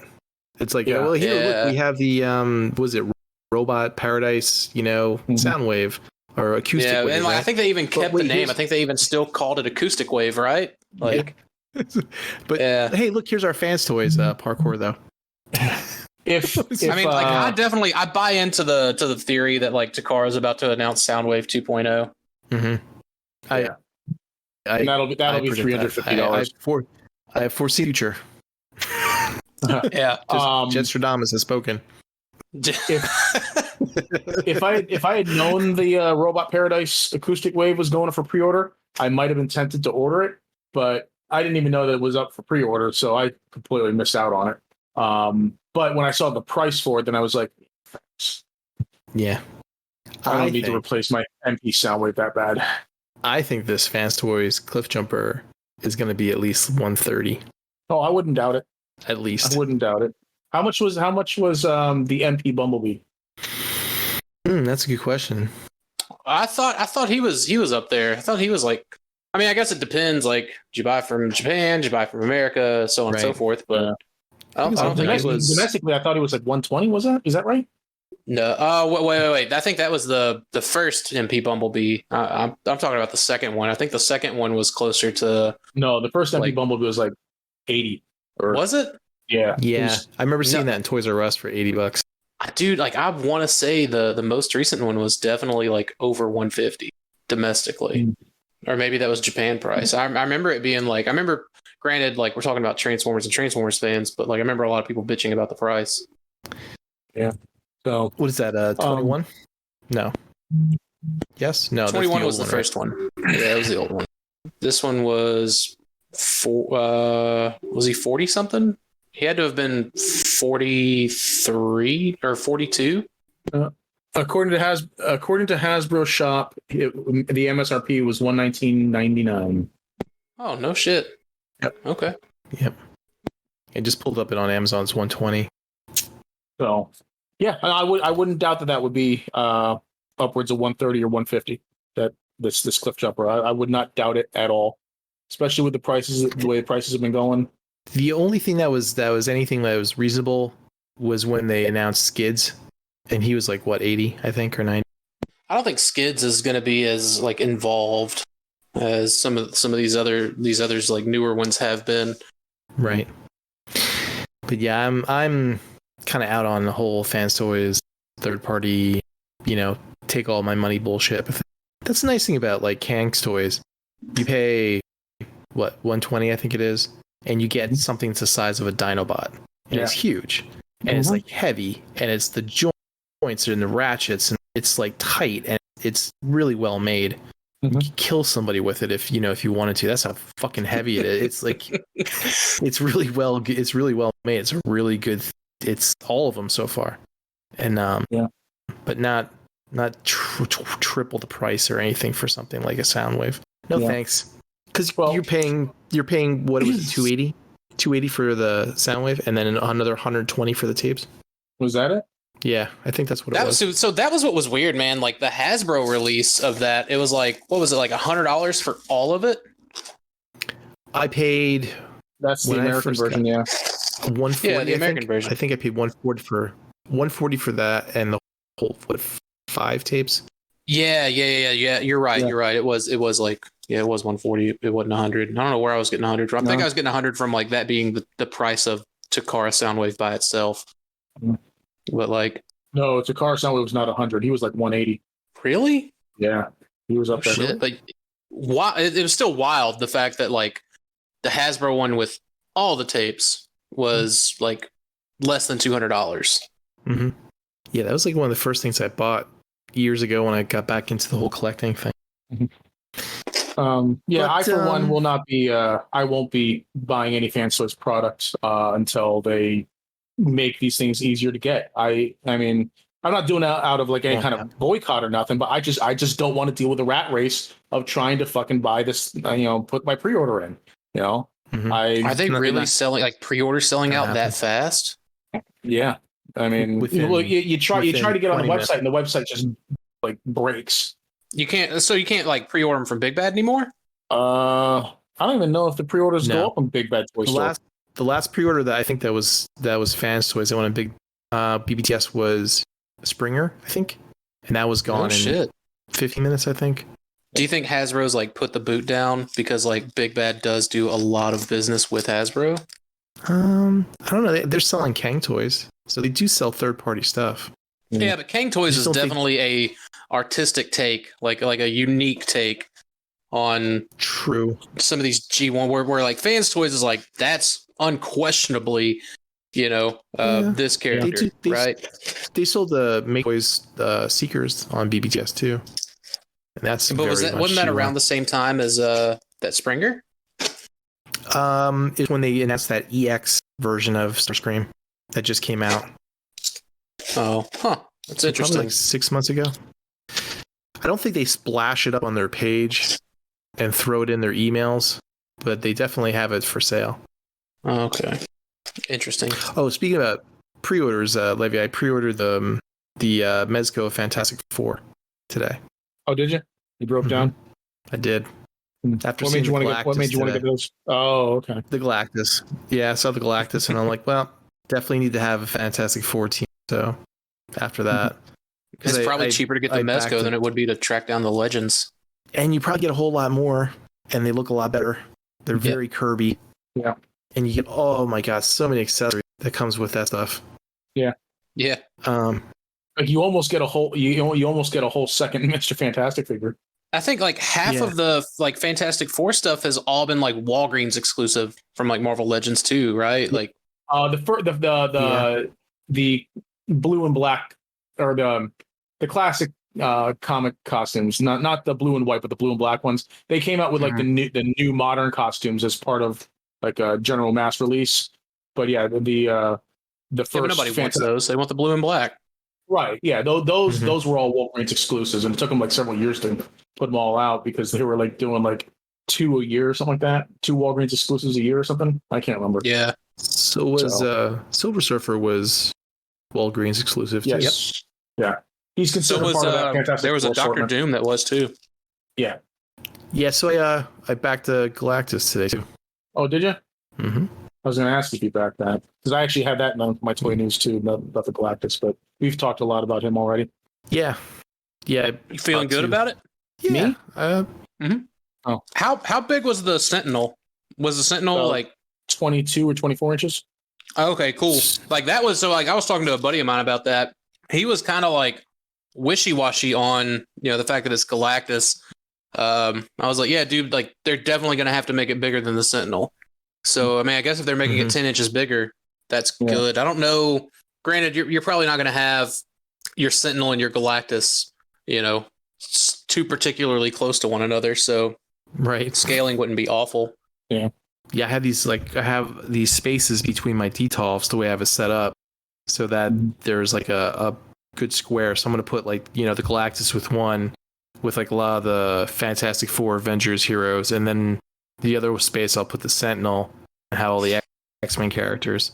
So it'd be kind of like, segregate all the legends apart and have like the big main, middle big guy as the centerpiece. Yeah. And so like, I think that Sentinel is like ideal if you have like all those older Marvel Legends Sentinels and you want to have like a master mold. Oh yeah. That makes sense. That was the only like, otherwise I would have been like, yeah, I would have had to buy like 5 Sentinels if I collected that scale for it to make any sense, I actually thought Galactus was going to be more expensive. I thought he was going to go like 5. I didn't think he would be like $100 less than that. I wonder if he did go for 5, if they would have made it any bigger and also decreased the minimum backers. I don't know. Good man, 14,000. I think I did the quick math. It's like $5.6 million. We'll see. I mean, it's only been the first day and they got a third of the way. Yeah. And That's then like I'm sure go, Big Bad and all these other, companies are going to put their orders in there at the end. Right. Yeah, I'm not gonna order the Galactus myself. No, you're gonna make the Unicron mistake again, where you you don't get it, but you're gonna want it later. No, I don't want the Unicron either. I thought you said that when you saw Mike's, you wanted to get one. No, it's because I saw it there. I was like, yeah, that's cool, but and I don't want Unicron. I don't need it, dude. Honestly, I honestly don't really have a place to put something like that, and I don't have a place really for Galactus. If I had the capital, to back Galactus, like just to have that kind of money tied up for 6 months to a year, because it seems like they're getting quicker about the turnaround time on these HasLab items, which I'm a fan of. I only have to wait a year for Razor Crest, where I had to wait 2 years or a year and a half for Unicron. It just reminded me of like when they put that up, and then like that episode after was when they fucking exploded. Do you remember that? Yeah. So like the thing is like I binge Mandalorian, so I go complete internet dark. So I didn't know it happened, but I had my friends locally like ask me like, "Hey man, you still back in that Razor Crest?" I was like, "Yeah." They were like, "Oh, you maybe want to catch up on the." I was like, "No, I'll wait." They were like, "Okay." And like, I don't regret the decision at all. But like, yeah. So I'm glad that it's not taking as long anymore. But if I had the money to tie up in it, I'd back 2 Galactuses and just flip them immediately.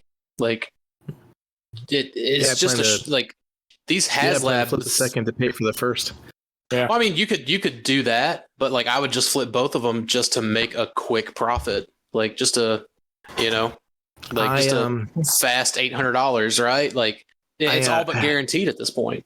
I had all my GI Joes up to before they started coming out with the Vipers and that, and I flipped those around and I made $1,300 off of that. I believe it. It's 3 times as much what I paid for it. It's ridiculous. Yeah, like, dude, like I remember telling people, back when the Unicron funding was still going on, oh no, there's no way it's going to double in price. Yeah, right. How fucking stupid. That's the dumbest shit I said in the last like 5 years. Because I was like, man, people are bitching and complaining so much right now with it being, $600. Like, no way somebody's going to pay $1,500, $1,200, $1,500 for it. Lo and behold, what happens? Yeah. People start, somebody paid $1,500 for it. And like, I think that's a stark reminder that as collectors, like, we need to understand that people are coming into this hobby literally every day, fresh, don't know anything, don't really have anything, like looking to get stuff, wondering how to get stuff, right? Like, that's. I sold my my last GI Joe just this past week, which was the original Snake Eyes, the Zero one in the whole. I can't remember if that was SDCC or whatever. The whole, like the nice box, the extra weapons and stuff. Oh yeah. That was a Pulse exclusive. Yeah, I sold that for 150. Yeah, dude. For a minute, it got up to like $200. Then Pulse like released another small batch of them, and I got one for a buddy of mine. The only because again, I don't really buy 6-inch stuff. The only I got that one, but I didn't open it. But I did get the regular retail Snake Eyes, and I just opened that one. Peel.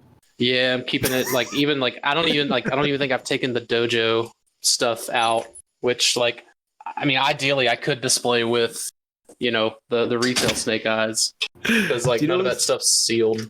Do you know what's bad about that box is I was looking at it, I'm grabbing it, I'm ready to pack it up. I'm like, look at all these fucking fingerprints all over this fucking black box. I'm like, it looks like I fucking ate Cheetos or fucking potato chips before I fucking touched it. I'm like, oh man. Dude, where I have my collection room, it's in one of the smallest rooms in the house, and it's about to get moved into the biggest room in the house. But I was just like, man, I would love to just display this box art print in a frame. The dojo that the sealed box inside the box, right? I'd love to just display all of it on its own little thing, because Snake Eyes is the only character I really give a shit about from GI Joe. I'm one of those fans, and now I'll be able to actually do that, and I'm excited to be able to do that, because it's just from a presentation standpoint, it's super fucking nice. Everything that was included in that for what was it, $60 or $40 or something like $40. that. Yeah, $40. Yeah, it was cheap. Incredible. Are you down for the Super 7 Snake Eyes? No, I not for the 7-inch or even the reaction one. I have a vintage V2 Snake Eyes, and I replaced the O-ring in it, and it's fine. It's perfect. I'm so upset as a 1/18th scale collector. Hasbro essentially doesn't give a fuck about vintage O-ring Joes, because it's vintage O-ring Joes. They don't give a fuck about modern articulation 3.75 stuff outside of Star Wars, because that's an actual big boy fan base. So the Marvel stuff they've come out with is all that 5 POA stuff, and it's why don't you just do vintage Joes that way too? Right. You're doing 5 POA Marvel, but they're not going to do 3.75-inch modern Marvel. It's just, it's so disgusting and upsetting. And I wish one of these other toy companies that are predominantly doing 3 3/4-inch modern action figures, like Hiya Toys. Yes, absolutely. The one Hiya Toys thing that I have is their Red Hood, and I fucking love that thing. That thing is incredible. Hiya Toys, Joy Toy. It's probably unrealistic for someone like Boss Fight to get it, just because I'm sure the license is just out of this world expensive for Marvel toys. And they, they kind of stay under the radar. I think they're doing God, what's that Netflix show? With the dude with the big arms, the hairy arms, and what's it called? Umbrella Academy. Thank you. I love that show, but I couldn't think of the name of it. All I could think of was just big dude, hairy arms, guy named Klaus, super hot chick that could talk people into doing things. That was the things that were flashing in my head at the same time. You kind of just described Vampire Diaries. For the second season. Yeah. So there's a character named Klaus, and vampires can compel people to do stuff. So. Yeah. Cla- So the- anyways, I think they actually have the license to do Umbrella Academy toys, but like On a as far side as note, like on a side note, the actor that does Klaus is like awesome. He's like plays that part so well. Billy yeah, Bones. it's believable. What's But that? Stick on. Billy Bones, yeah, Billy from Bones. No, from Black wait. Sails. He's the No, big Klaus isn't gorilla the one arms with dude. Is Klaus the big arms guy? I thought Klaus was the skinny dude with the long black hair. Klaus is the heroin addict. Yeah, Klaus. Yeah, what's the guy with the big arms? What's his Steve? Uh, dude, man, I just had it on the tip of my tongue too. Mike. Yeah, it's like Isn't Roger it or something like that. Something super simple. But he was Billy Bones in Black Sails. Yeah, And Which was Dick another on great Charlie series. in Game of Thrones. that's right. He Yeah. was. Fuck, what's his name? Hiya Toys. They announced their Aliens APC, or is that an APC all personnel carrier? Yeah. Yeah, APC. It was like $250, $300. Wow. For For that- 3.75 inch scale? Yeah, Yeah, I Wow. think that's all they do is 375. it looks great though. Yeah, they do good stuff, man. Like that Red Hood, like I kind of took a gamble on it, but it was well worth it. But like they have the DC license to do some of that stuff, but I think they're like mostly focused on like Alien and Predator stuff right now. Yep. So, I mean, which I guess begs the question, like, does that then mean like because they have Aliens, they also have Marvel like potentially in the Maybe. wheelhouse? Maybe. You know, Mezco did 3.75 Mortal Kombat stuff. Really? I didn't know Oh, and that. it looks incredible. And it's so fucking expensive to like try to buy. At least the Scorpion is. I think like Raiden and Sub-Zero are fairly like affordable, but I wanted the Scorpion, and it turns out that's the one that's like $200. And I was like, well, so much for that. But Jazzware is like they're doing the Halo stuff now. Like there's a lot of like shit that I would just love for Jazzwares or Wicked Cool Toys or whichever one that I'd love for them to do. Like I'd love for them to make Destiny figures. Like they can just anything if they did it. I'm in buying it. I bought some of the Fortnite figures. Actually, multiples of one specific figure, actually, but Was it Peely? no. Okay. No, it was that dude in the white suit with the playing card fucking gimmick to his appearance. Like he's got like multiple heads that you can put on. Each one has like a different suit, or like card suit. You know what I mean? Like Ace from clubs. I got to be honest with you, Levy. The only one that I know is Peely. No. Well, no. Yeah. The reason I got this one is just to be like Joker thugs. Oh, okay, cool. So I bought 4 of them with the intention of actually making like make some kind of royal flush gang. Oh, yeah, that'd be But my idea was like to give them all different suits, but I'm like, well, that's not a royal flush. So I got to make them. I got to make them all clubs, or I got to make them all spades, or I got to make them all hearts, or whatever. But then I'm like, that's just kind of boring because they all just look the same then. Or you just buy 20 of them. Yeah, right.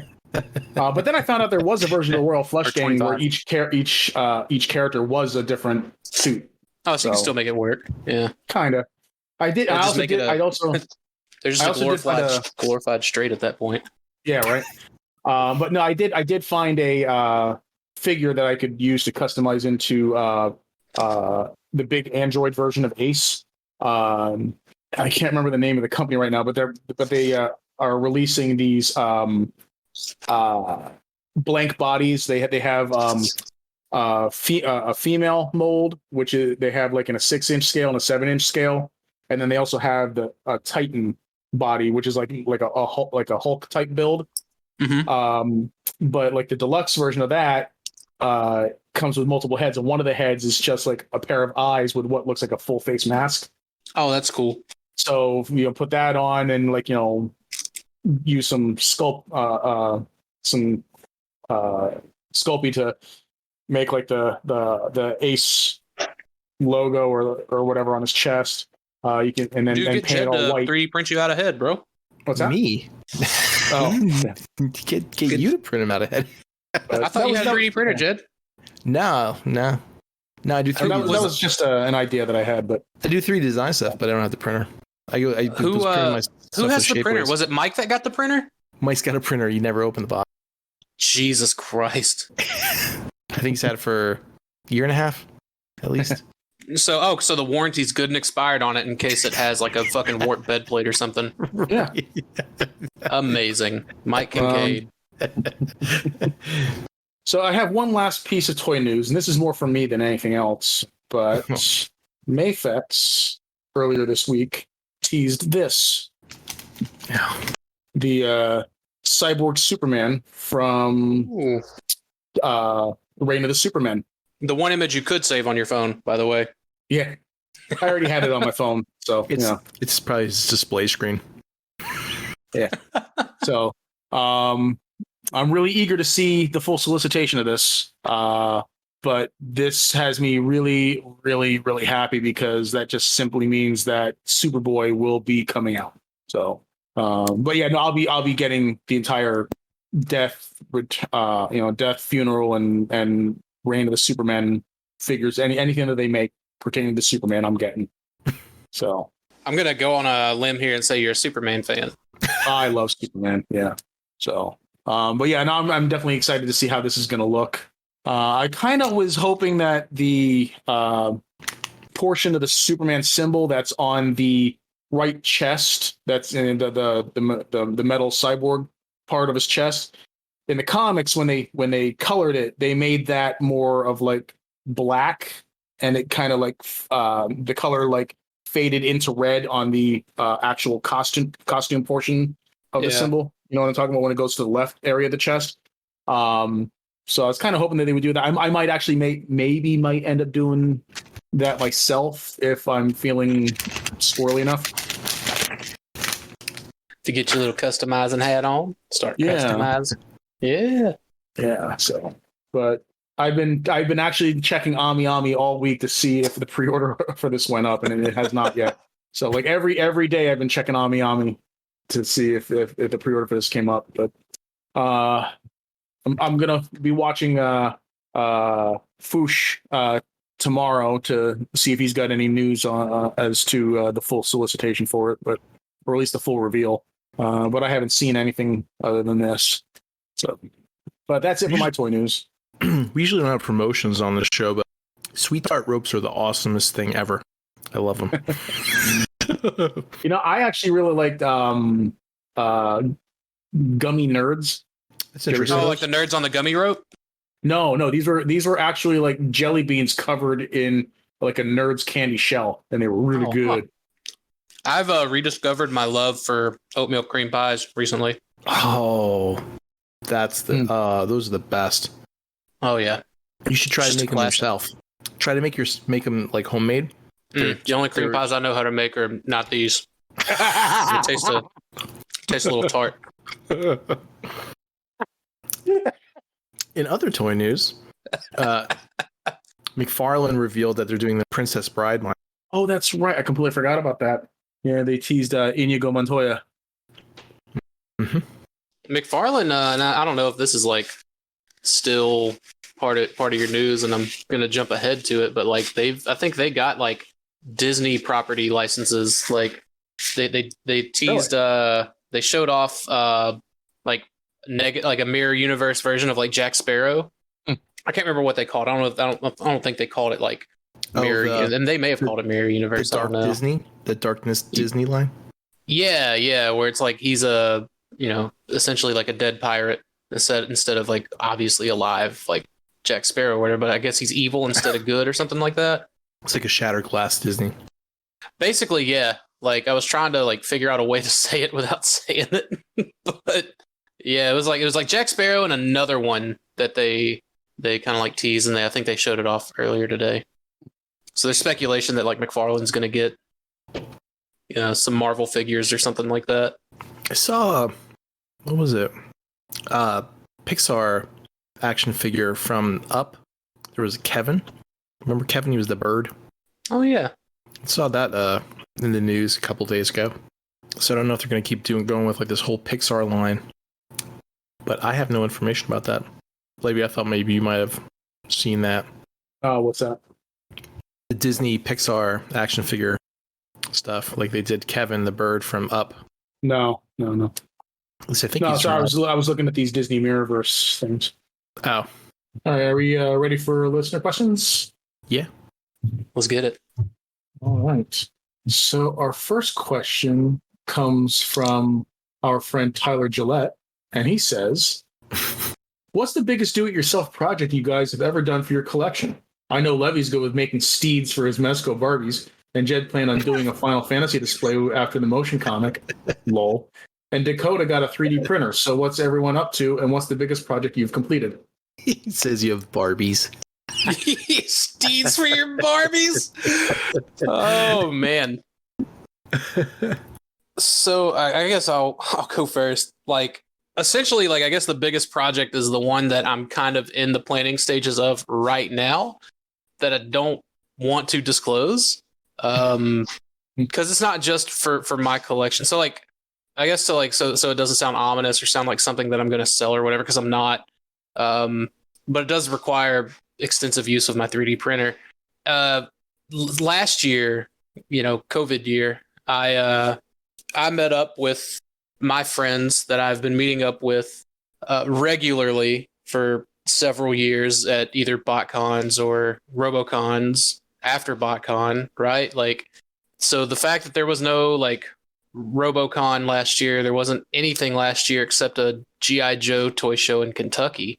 We all decided just to meet up for that. And I think it was even the same weekend that we planned on meeting up anyways. So I thought what would be really cool is if I made a custom for everyone and just kind of like gave that, one for myself, obviously, and then, one for the rest of my friends that I've just regularly have seen year after year after year. And so I did that, but I wanted to like include something a little special with it. So this was before I had a 3D printer. And so like I ripped the STL file for a gun from a video game and just piss poorly designed it. But like I was on such a time crunch that like it's not like I really had a whole lot of time to like workshop it, and I had to send it to Shapeways, right? And then Shapeways had to mail them to me. So I was just kind of like hoping and praying, more or less. I got it. It was okay. It was still neat. It was the thought that counted, and it was partnered with the custom and whatever, yada yada yada, all that other shit. So I got the 3D printer to kind of cheapen that expense for this year, because I was like, well, I want to do this every year that we all get to hang out together. So I actually redesigned and reprinted that gun much better. So I gave that to him, but I also did the same thing this year. I took a retail toy and I customized it. I made 6 of them because a local buddy of mine was going with us instead of the 5 that I made last year. But I was able to do like another gun, and I also did like some more pieces, and I ordered some stickers to like further kind of complement the figure. And anyways, like I'm already working on the one for next year, so I'm gonna have this one for next year. It's gonna be all done here in I guess a week or two. But as far as like the 3D printed thing that I want to do for that, like I have a couple of ideas, not 100% sure yet, but the figure itself, like I've got mapped out. But the bigger project is what I want to do for everyone in 2-3 more years.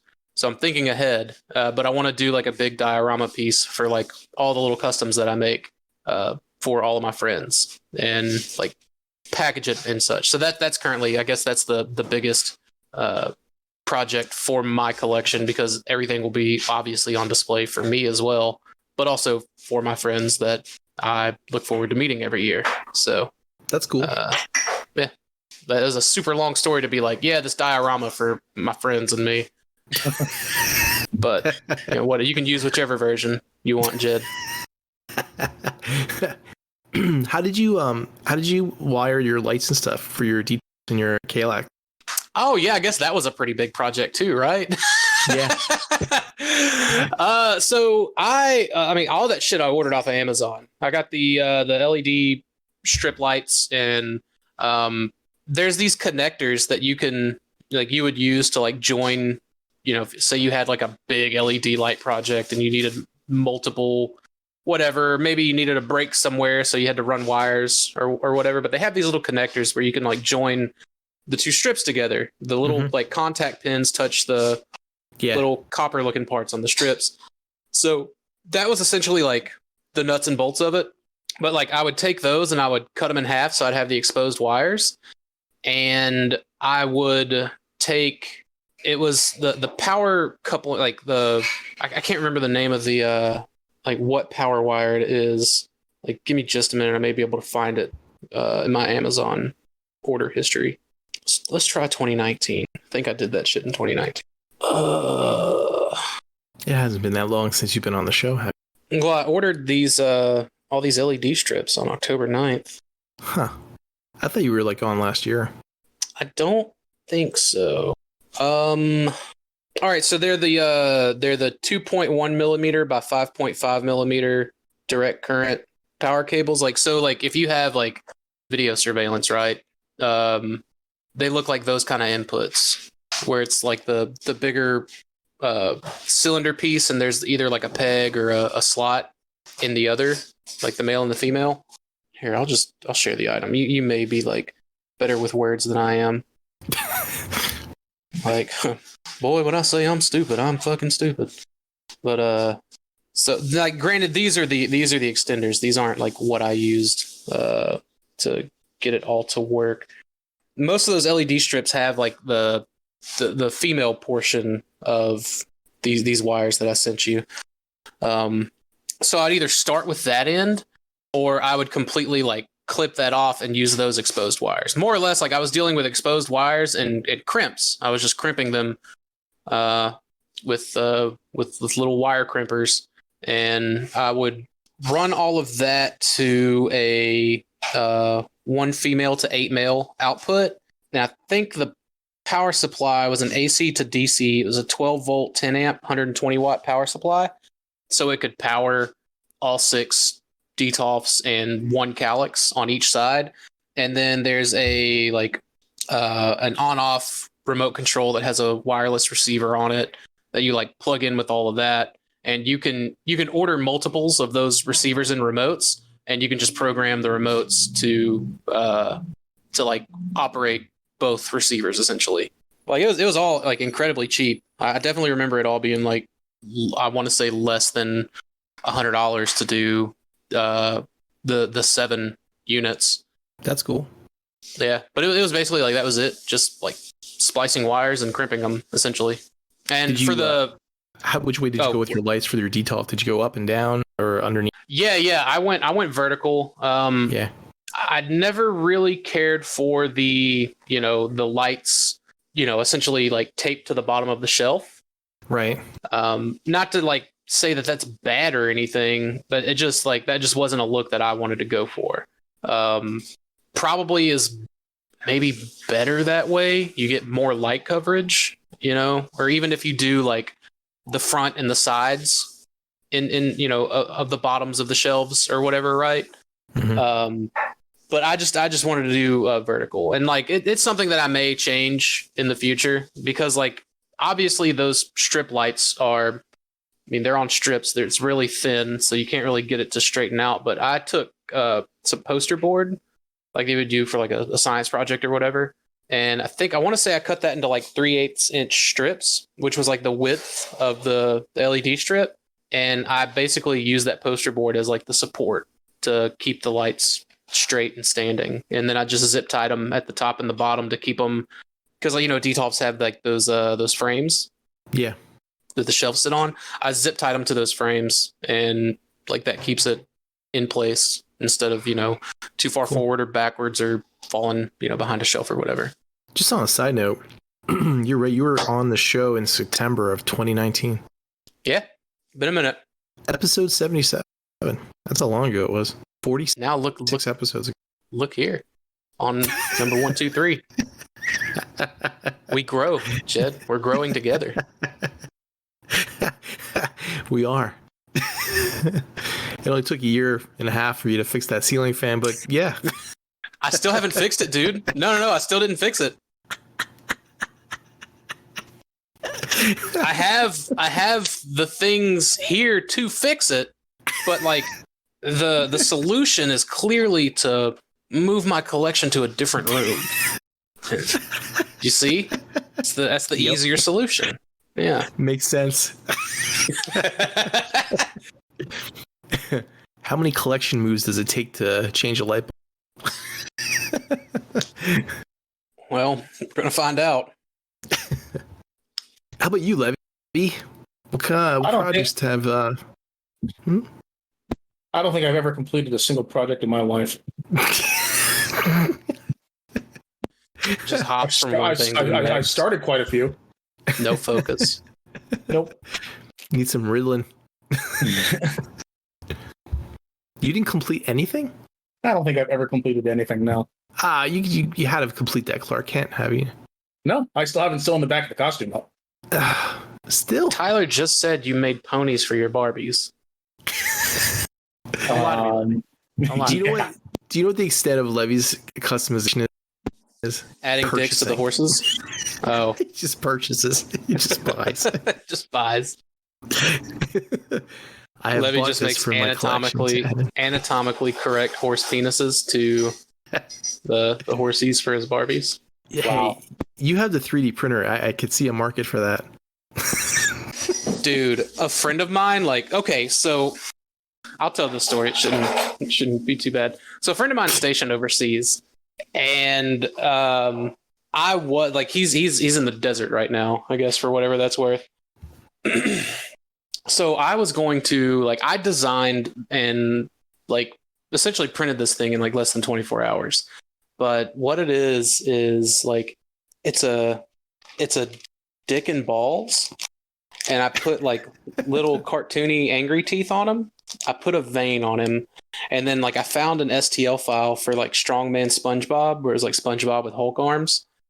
I took those arms and put it on the cylinder of the plastic peener, and then I painted it up, and I made like I also put like I put like little helmet straps on the sides of like the dickhead, and anyways, like I was gonna mail it to him, and then he was just like, "Yeah, dude, so it's like 180,000 degrees Kelvin over here in the desert," and I was like, "Shit." There's no way I could send this without it melting. Like, absolutely no way. I was like, hey man, so like, what's the, I was like, do you think like, I was like, do they keep y'all's mail in like climate control? And he was like, absolutely not. We're the military. And I was like, makes sense. Yeah. Spend the bottommost dollar. But yeah, so like, it's sitting here waiting on him, whenever he gets home from deployment. You can take the STL and send it to Shapeways and get like a metal one. Just make it out of brass. Get a metal one done. But Yeah. Here I'm gonna take a picture of it like for the chat. Eyes only for the chat. I want to say I thought I shared it in the Blackout and Shout Facebook chat, but maybe I did not. Hang on. All right. Let's see if we can get a good picture here. Well, let me turn some light on. Oh wait, there's no ceiling fan. No, different room.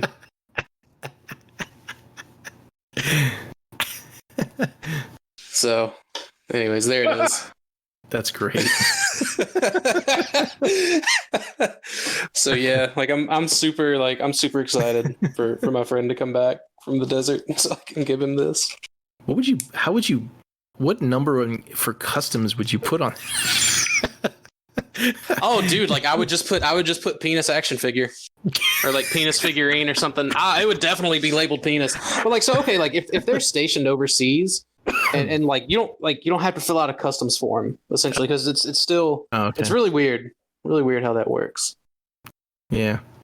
But I even did like a photo shoot with it with a couple of different figures. Let me see if I can find them. That's funny. I'm like Levy. I have so many projects going. I have, like Tyler said, that stupid motion comic that I've had going for like 5 years now, or 6 or 10. I don't even how many, but I have to finish it. But like for physical stuff, I still haven't like finished setting up my whole collection room yet. But I wanted to make that really big, huge like diorama where it's like the whole Final Fantasy VII, metal beam structure and stuff when they were fighting Bahamut and get all the Avid Children figures like set up in that. Yeah. But I got all the materials and I got all the paint and I got everything. I was to put it all together. Just haven't done it. You just gotta do it. That's funny. Yeah, you just gotta do it. You got to get those flame effects for it. So it's like, power amp, like, oh.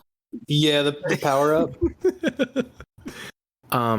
But I did do like a light thing, right? So like I got those connectors, like you said, the LED strip light connectors, and I like made a light panel for my DTOF. So I have it all the way up on the top, and I put pictures out like 2 years ago or whatever that was.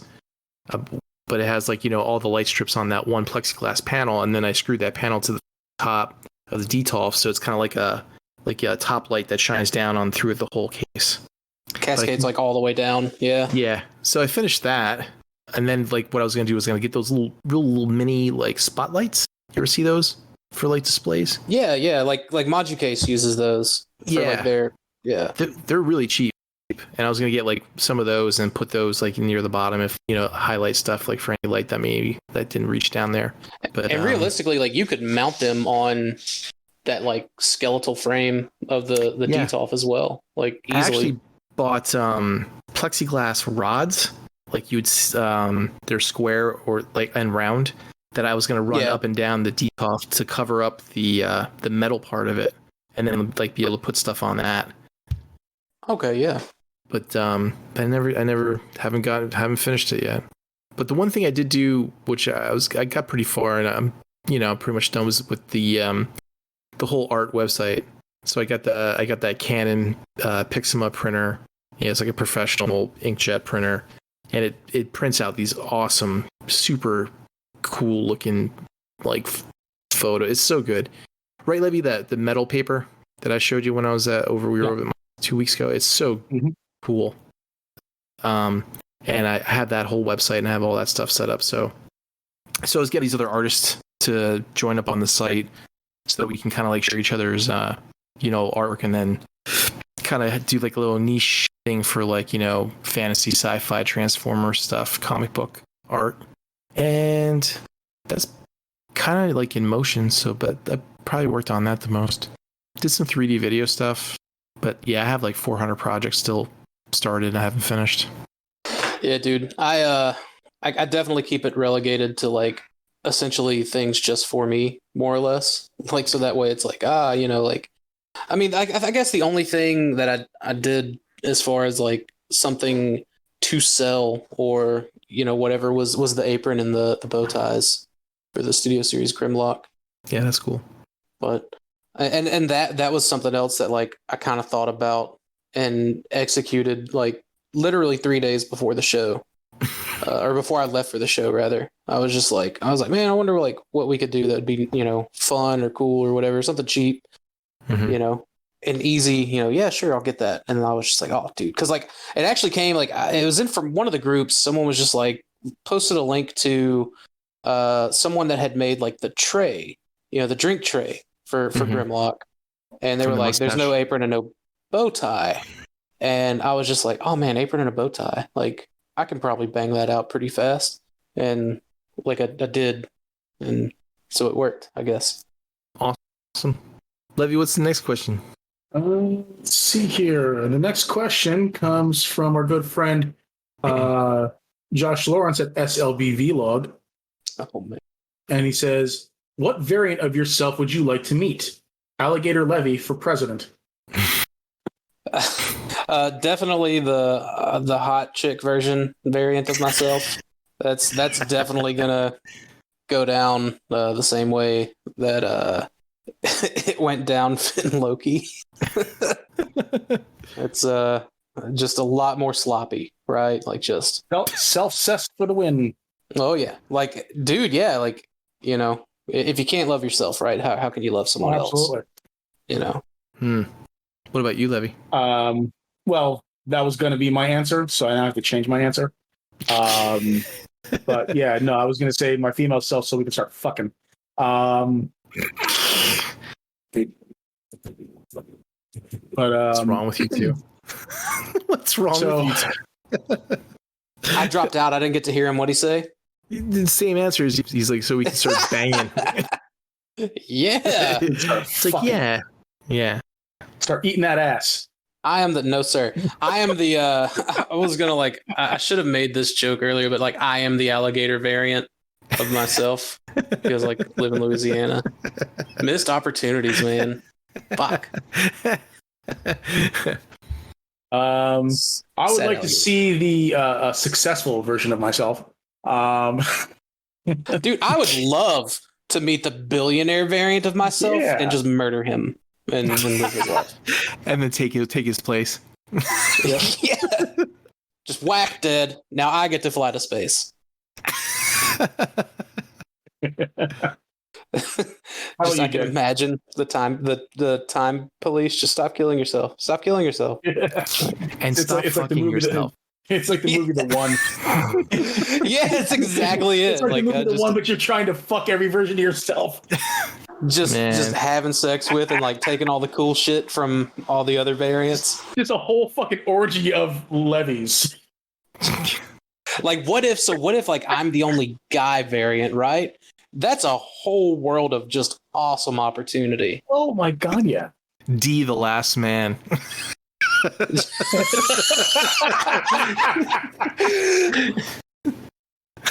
Oh, and it's just like the end of that movie where he's like on the pyramid just fighting, the like other things. It's just me on the pyramid just like sticking my wiener in all the other variants of myself.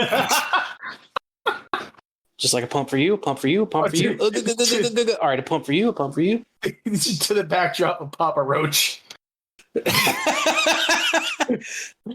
Cut my life into pieces. Oh man. How about you, Jed? There's so many things, right? Like I think the Jedi version or the you want to fuck yourself? No, I'm not. I'm like not sorry.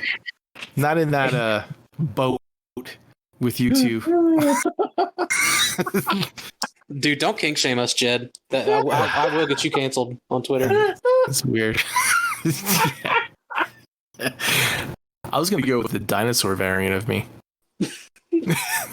Clever girl. Just be like this, like this velociraptor with a velociraptor with a mullet. Mullet, yeah.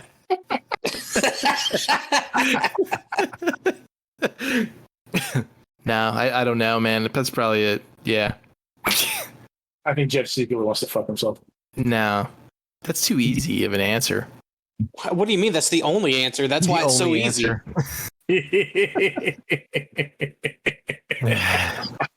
Jed's over here like, no, I think I'd like to meet the philosophical Jed. I think I'd like to meet the president variant of myself. Jed Stradamus. I want to meet the slutty woman version of myself. Yes. A million times yes. Yeah. You guys already Levy, are we could trade slutty woman variants if you wanted to. I'm down. Yeah, just like Slevi. dude, like you have my variant you have my variant consent. See, with fucking my female variant self, like afterwards we can just sit down on the couch, cuddle, and watch Vampire Diaries. Dude, I thought you were gonna be like, yeah, we just play Magic after that. That too. I'm calling you that from now. Slevi. Slevi. We could play Magic while fucking. Yeah, exactly. No. Is there any more questions? Yes. Is there? Or is it it? Yes. No. This comes from Lori and Sean Zupa. And Lori N. They say, Lori and Sean Zupa says, it's Sean from the Lori and Sean Facebook. I feel I need to clarify that because although one of us talks to one of you on a weekly basis and the other one of us does not and has never met Levy, I feel we cause confusion on your end. So it's Sean. Jed and Mike, you know me. Levy, you met me a few months ago, but probably don't remember. Anywho, local stuff. And with sequel movies like Black Panther 2, He's Dead. What do you want us to do here? Okay. With sequel movies like Black Panther 2, He's Dead. What do you want us to do here? Captain Marvel 2, That Time of the Month, and Shang Tsung movie. Do you have any faith in Marvel's Phase 4 franchise? He called Shang Tsung. Yeah, Shang Tsung. And he says, "Thank you. P.S. Lori says hi, but don't get confused. This is Sean asking the question. Remember, I'm the guy that knows Jed." What was the question? Do you have any like- faith in Phase 4? Yeah. Oh, yeah. So I'll be honest. I'm super looking forward to Shang-Chi. Like I grew up in the 90s. So like there's something about like martial arts movies, right? Mhm. Like I have a lot of faith, and I think honestly, I probably have like higher expectation than maybe I should for Shang-Chi. I like that it's going to like kind of further explore like the actual 10 rings, right? Like, so we may get some actual Mandarin and not the shit that they like cock teased us with in Iron Man. Right. No Ben Kingsley. Yeah, yeah. So like that is one like I'm really looking forward to. Like the other ones, like dude, honestly, like with Chadwick Boseman being dead, dude, like he was such a good Black Panther. Like I don't know that I'm necessarily. I don't want to say I'm not going to be on board. Like I'm going to watch all the shit, right? But like my excitement kind of stops with like Shang-Chi. Like the Eternals I'm a little interested in, but like definitely same as like Black Widow. Like I don't have to go see it. Opening weekend or whatever. And like that's where I'm at until Multiverse of Madness. Like I don't give a fuck about Thor Love and Thunder. Like whatever. I'm sure there's a good 15, 16, maybe 20 Jane Foster Thor fans out there, and I'm glad you guys are getting your movie. 16. Thor isn't a fucking name like Batman, right? Like it's I don't know. Like that was like the dumbest part of it. Like I love Jane as a Valkyrie. I think her like as Valkyrie is really fucking cool now. I definitely think she belonged in like that kind of upper echelon of like Norse god and mythology type stuff. And like it wasn't a bad series either. Like Jane Thor wasn't awful. I don't want to say I hated it because I didn't hate it. I just didn't care about it. So like I don't have a whole lot of interest in that movie, if I'm being totally honest. I like what her being Thor does to the actual character development of Odin's son Thor, but I'm probably just gonna wait for that movie to hit Disney Plus too, right? So yeah, that's where I'm at. Not extremely excited for Phase 4, but not hating it. How about you, Jed? Yeah. Me? I'm excited for the whole multiverse thing, of course, just so we could see like all the possibilities that they're gonna do. And like I said, I'm excited for the whole Fantastic Four X-Men inclusion. Can't wait for that. Shang-Chi, I don't think we're gonna see that in Phase 4 though, man. No, I think we will. If not, we'll see teases of it. But I definitely know that there's going to be a Fantastic Four for Phase 4. So, let's see, where was I with Shang-Chi? I like her like martial art movies, so I can't wait for that. And the photography, like the filmography of it, principal photography, like the scenes and everything looks really, really cool. Like it's like done really, really, really nice. And the same guy that did Scott Pilgrim is doing that, so it's gonna look really cool. I'm not a big. I never was a big fan of Captain Marvel. I think it's not the character, it's the actress. So I'm not like, I don't know, unless she like changes her way she interprets that character. I didn't really find it wasn't that exciting. But if all that stuff leads me to seeing like a Nova, a Richard Rider Nova, then I'm all down for whatever happens, cosmic stuff in that. Guardians of the Galaxy or the Asgardians of the Galaxy, I want to see that. I can't wait for Taika Waititi's Thor that's going to be coming out. And then we're going to get Spider-Man with probably Tobey Maguire and Andrew Garfield and this other stuff after that. And then Venom will be filled in there with Carnage. So even though it's not directly specifically a Marvel movie, I think it'll be fun to have all those characters like intermixed somehow.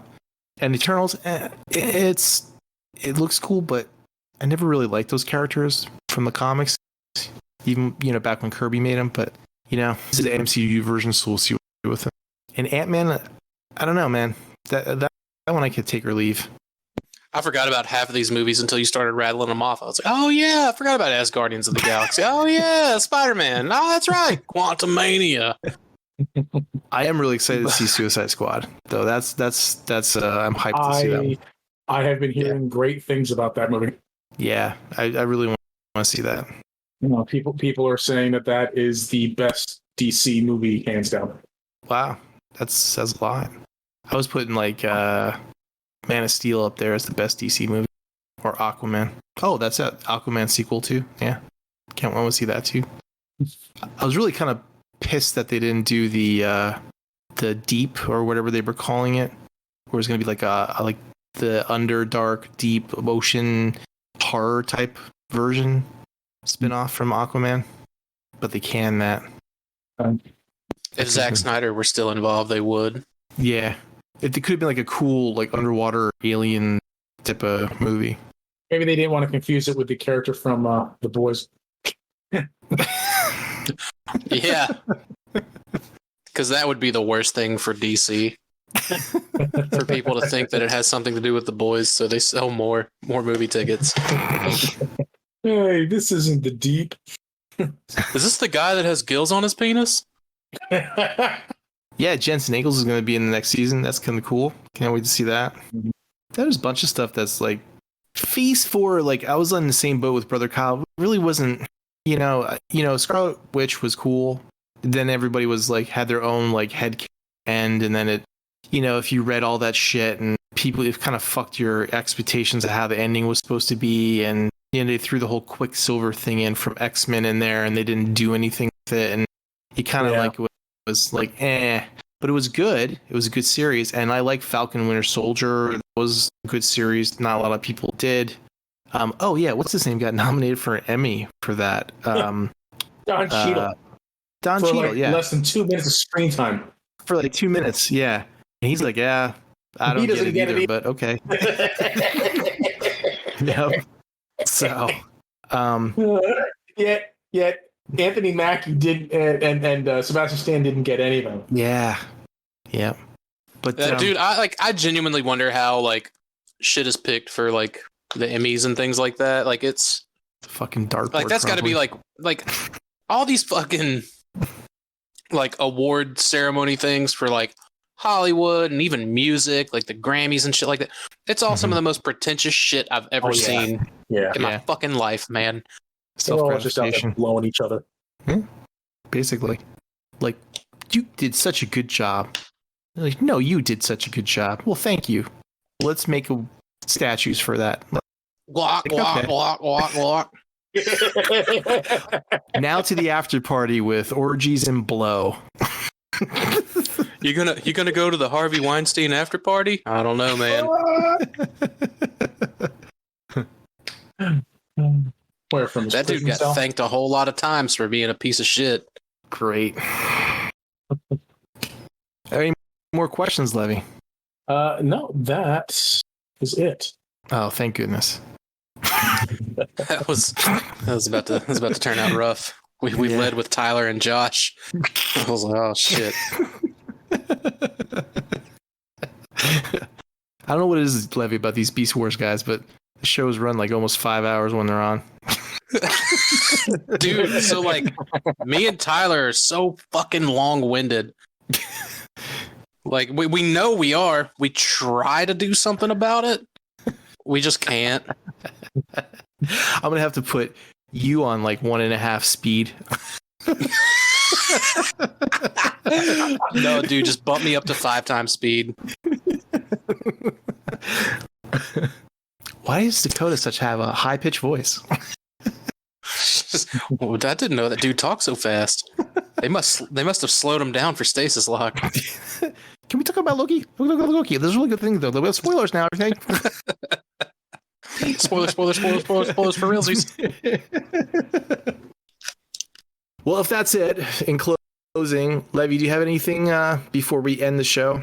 No, I don't think so. I mean, other than I really, really want to find my female variant of myself.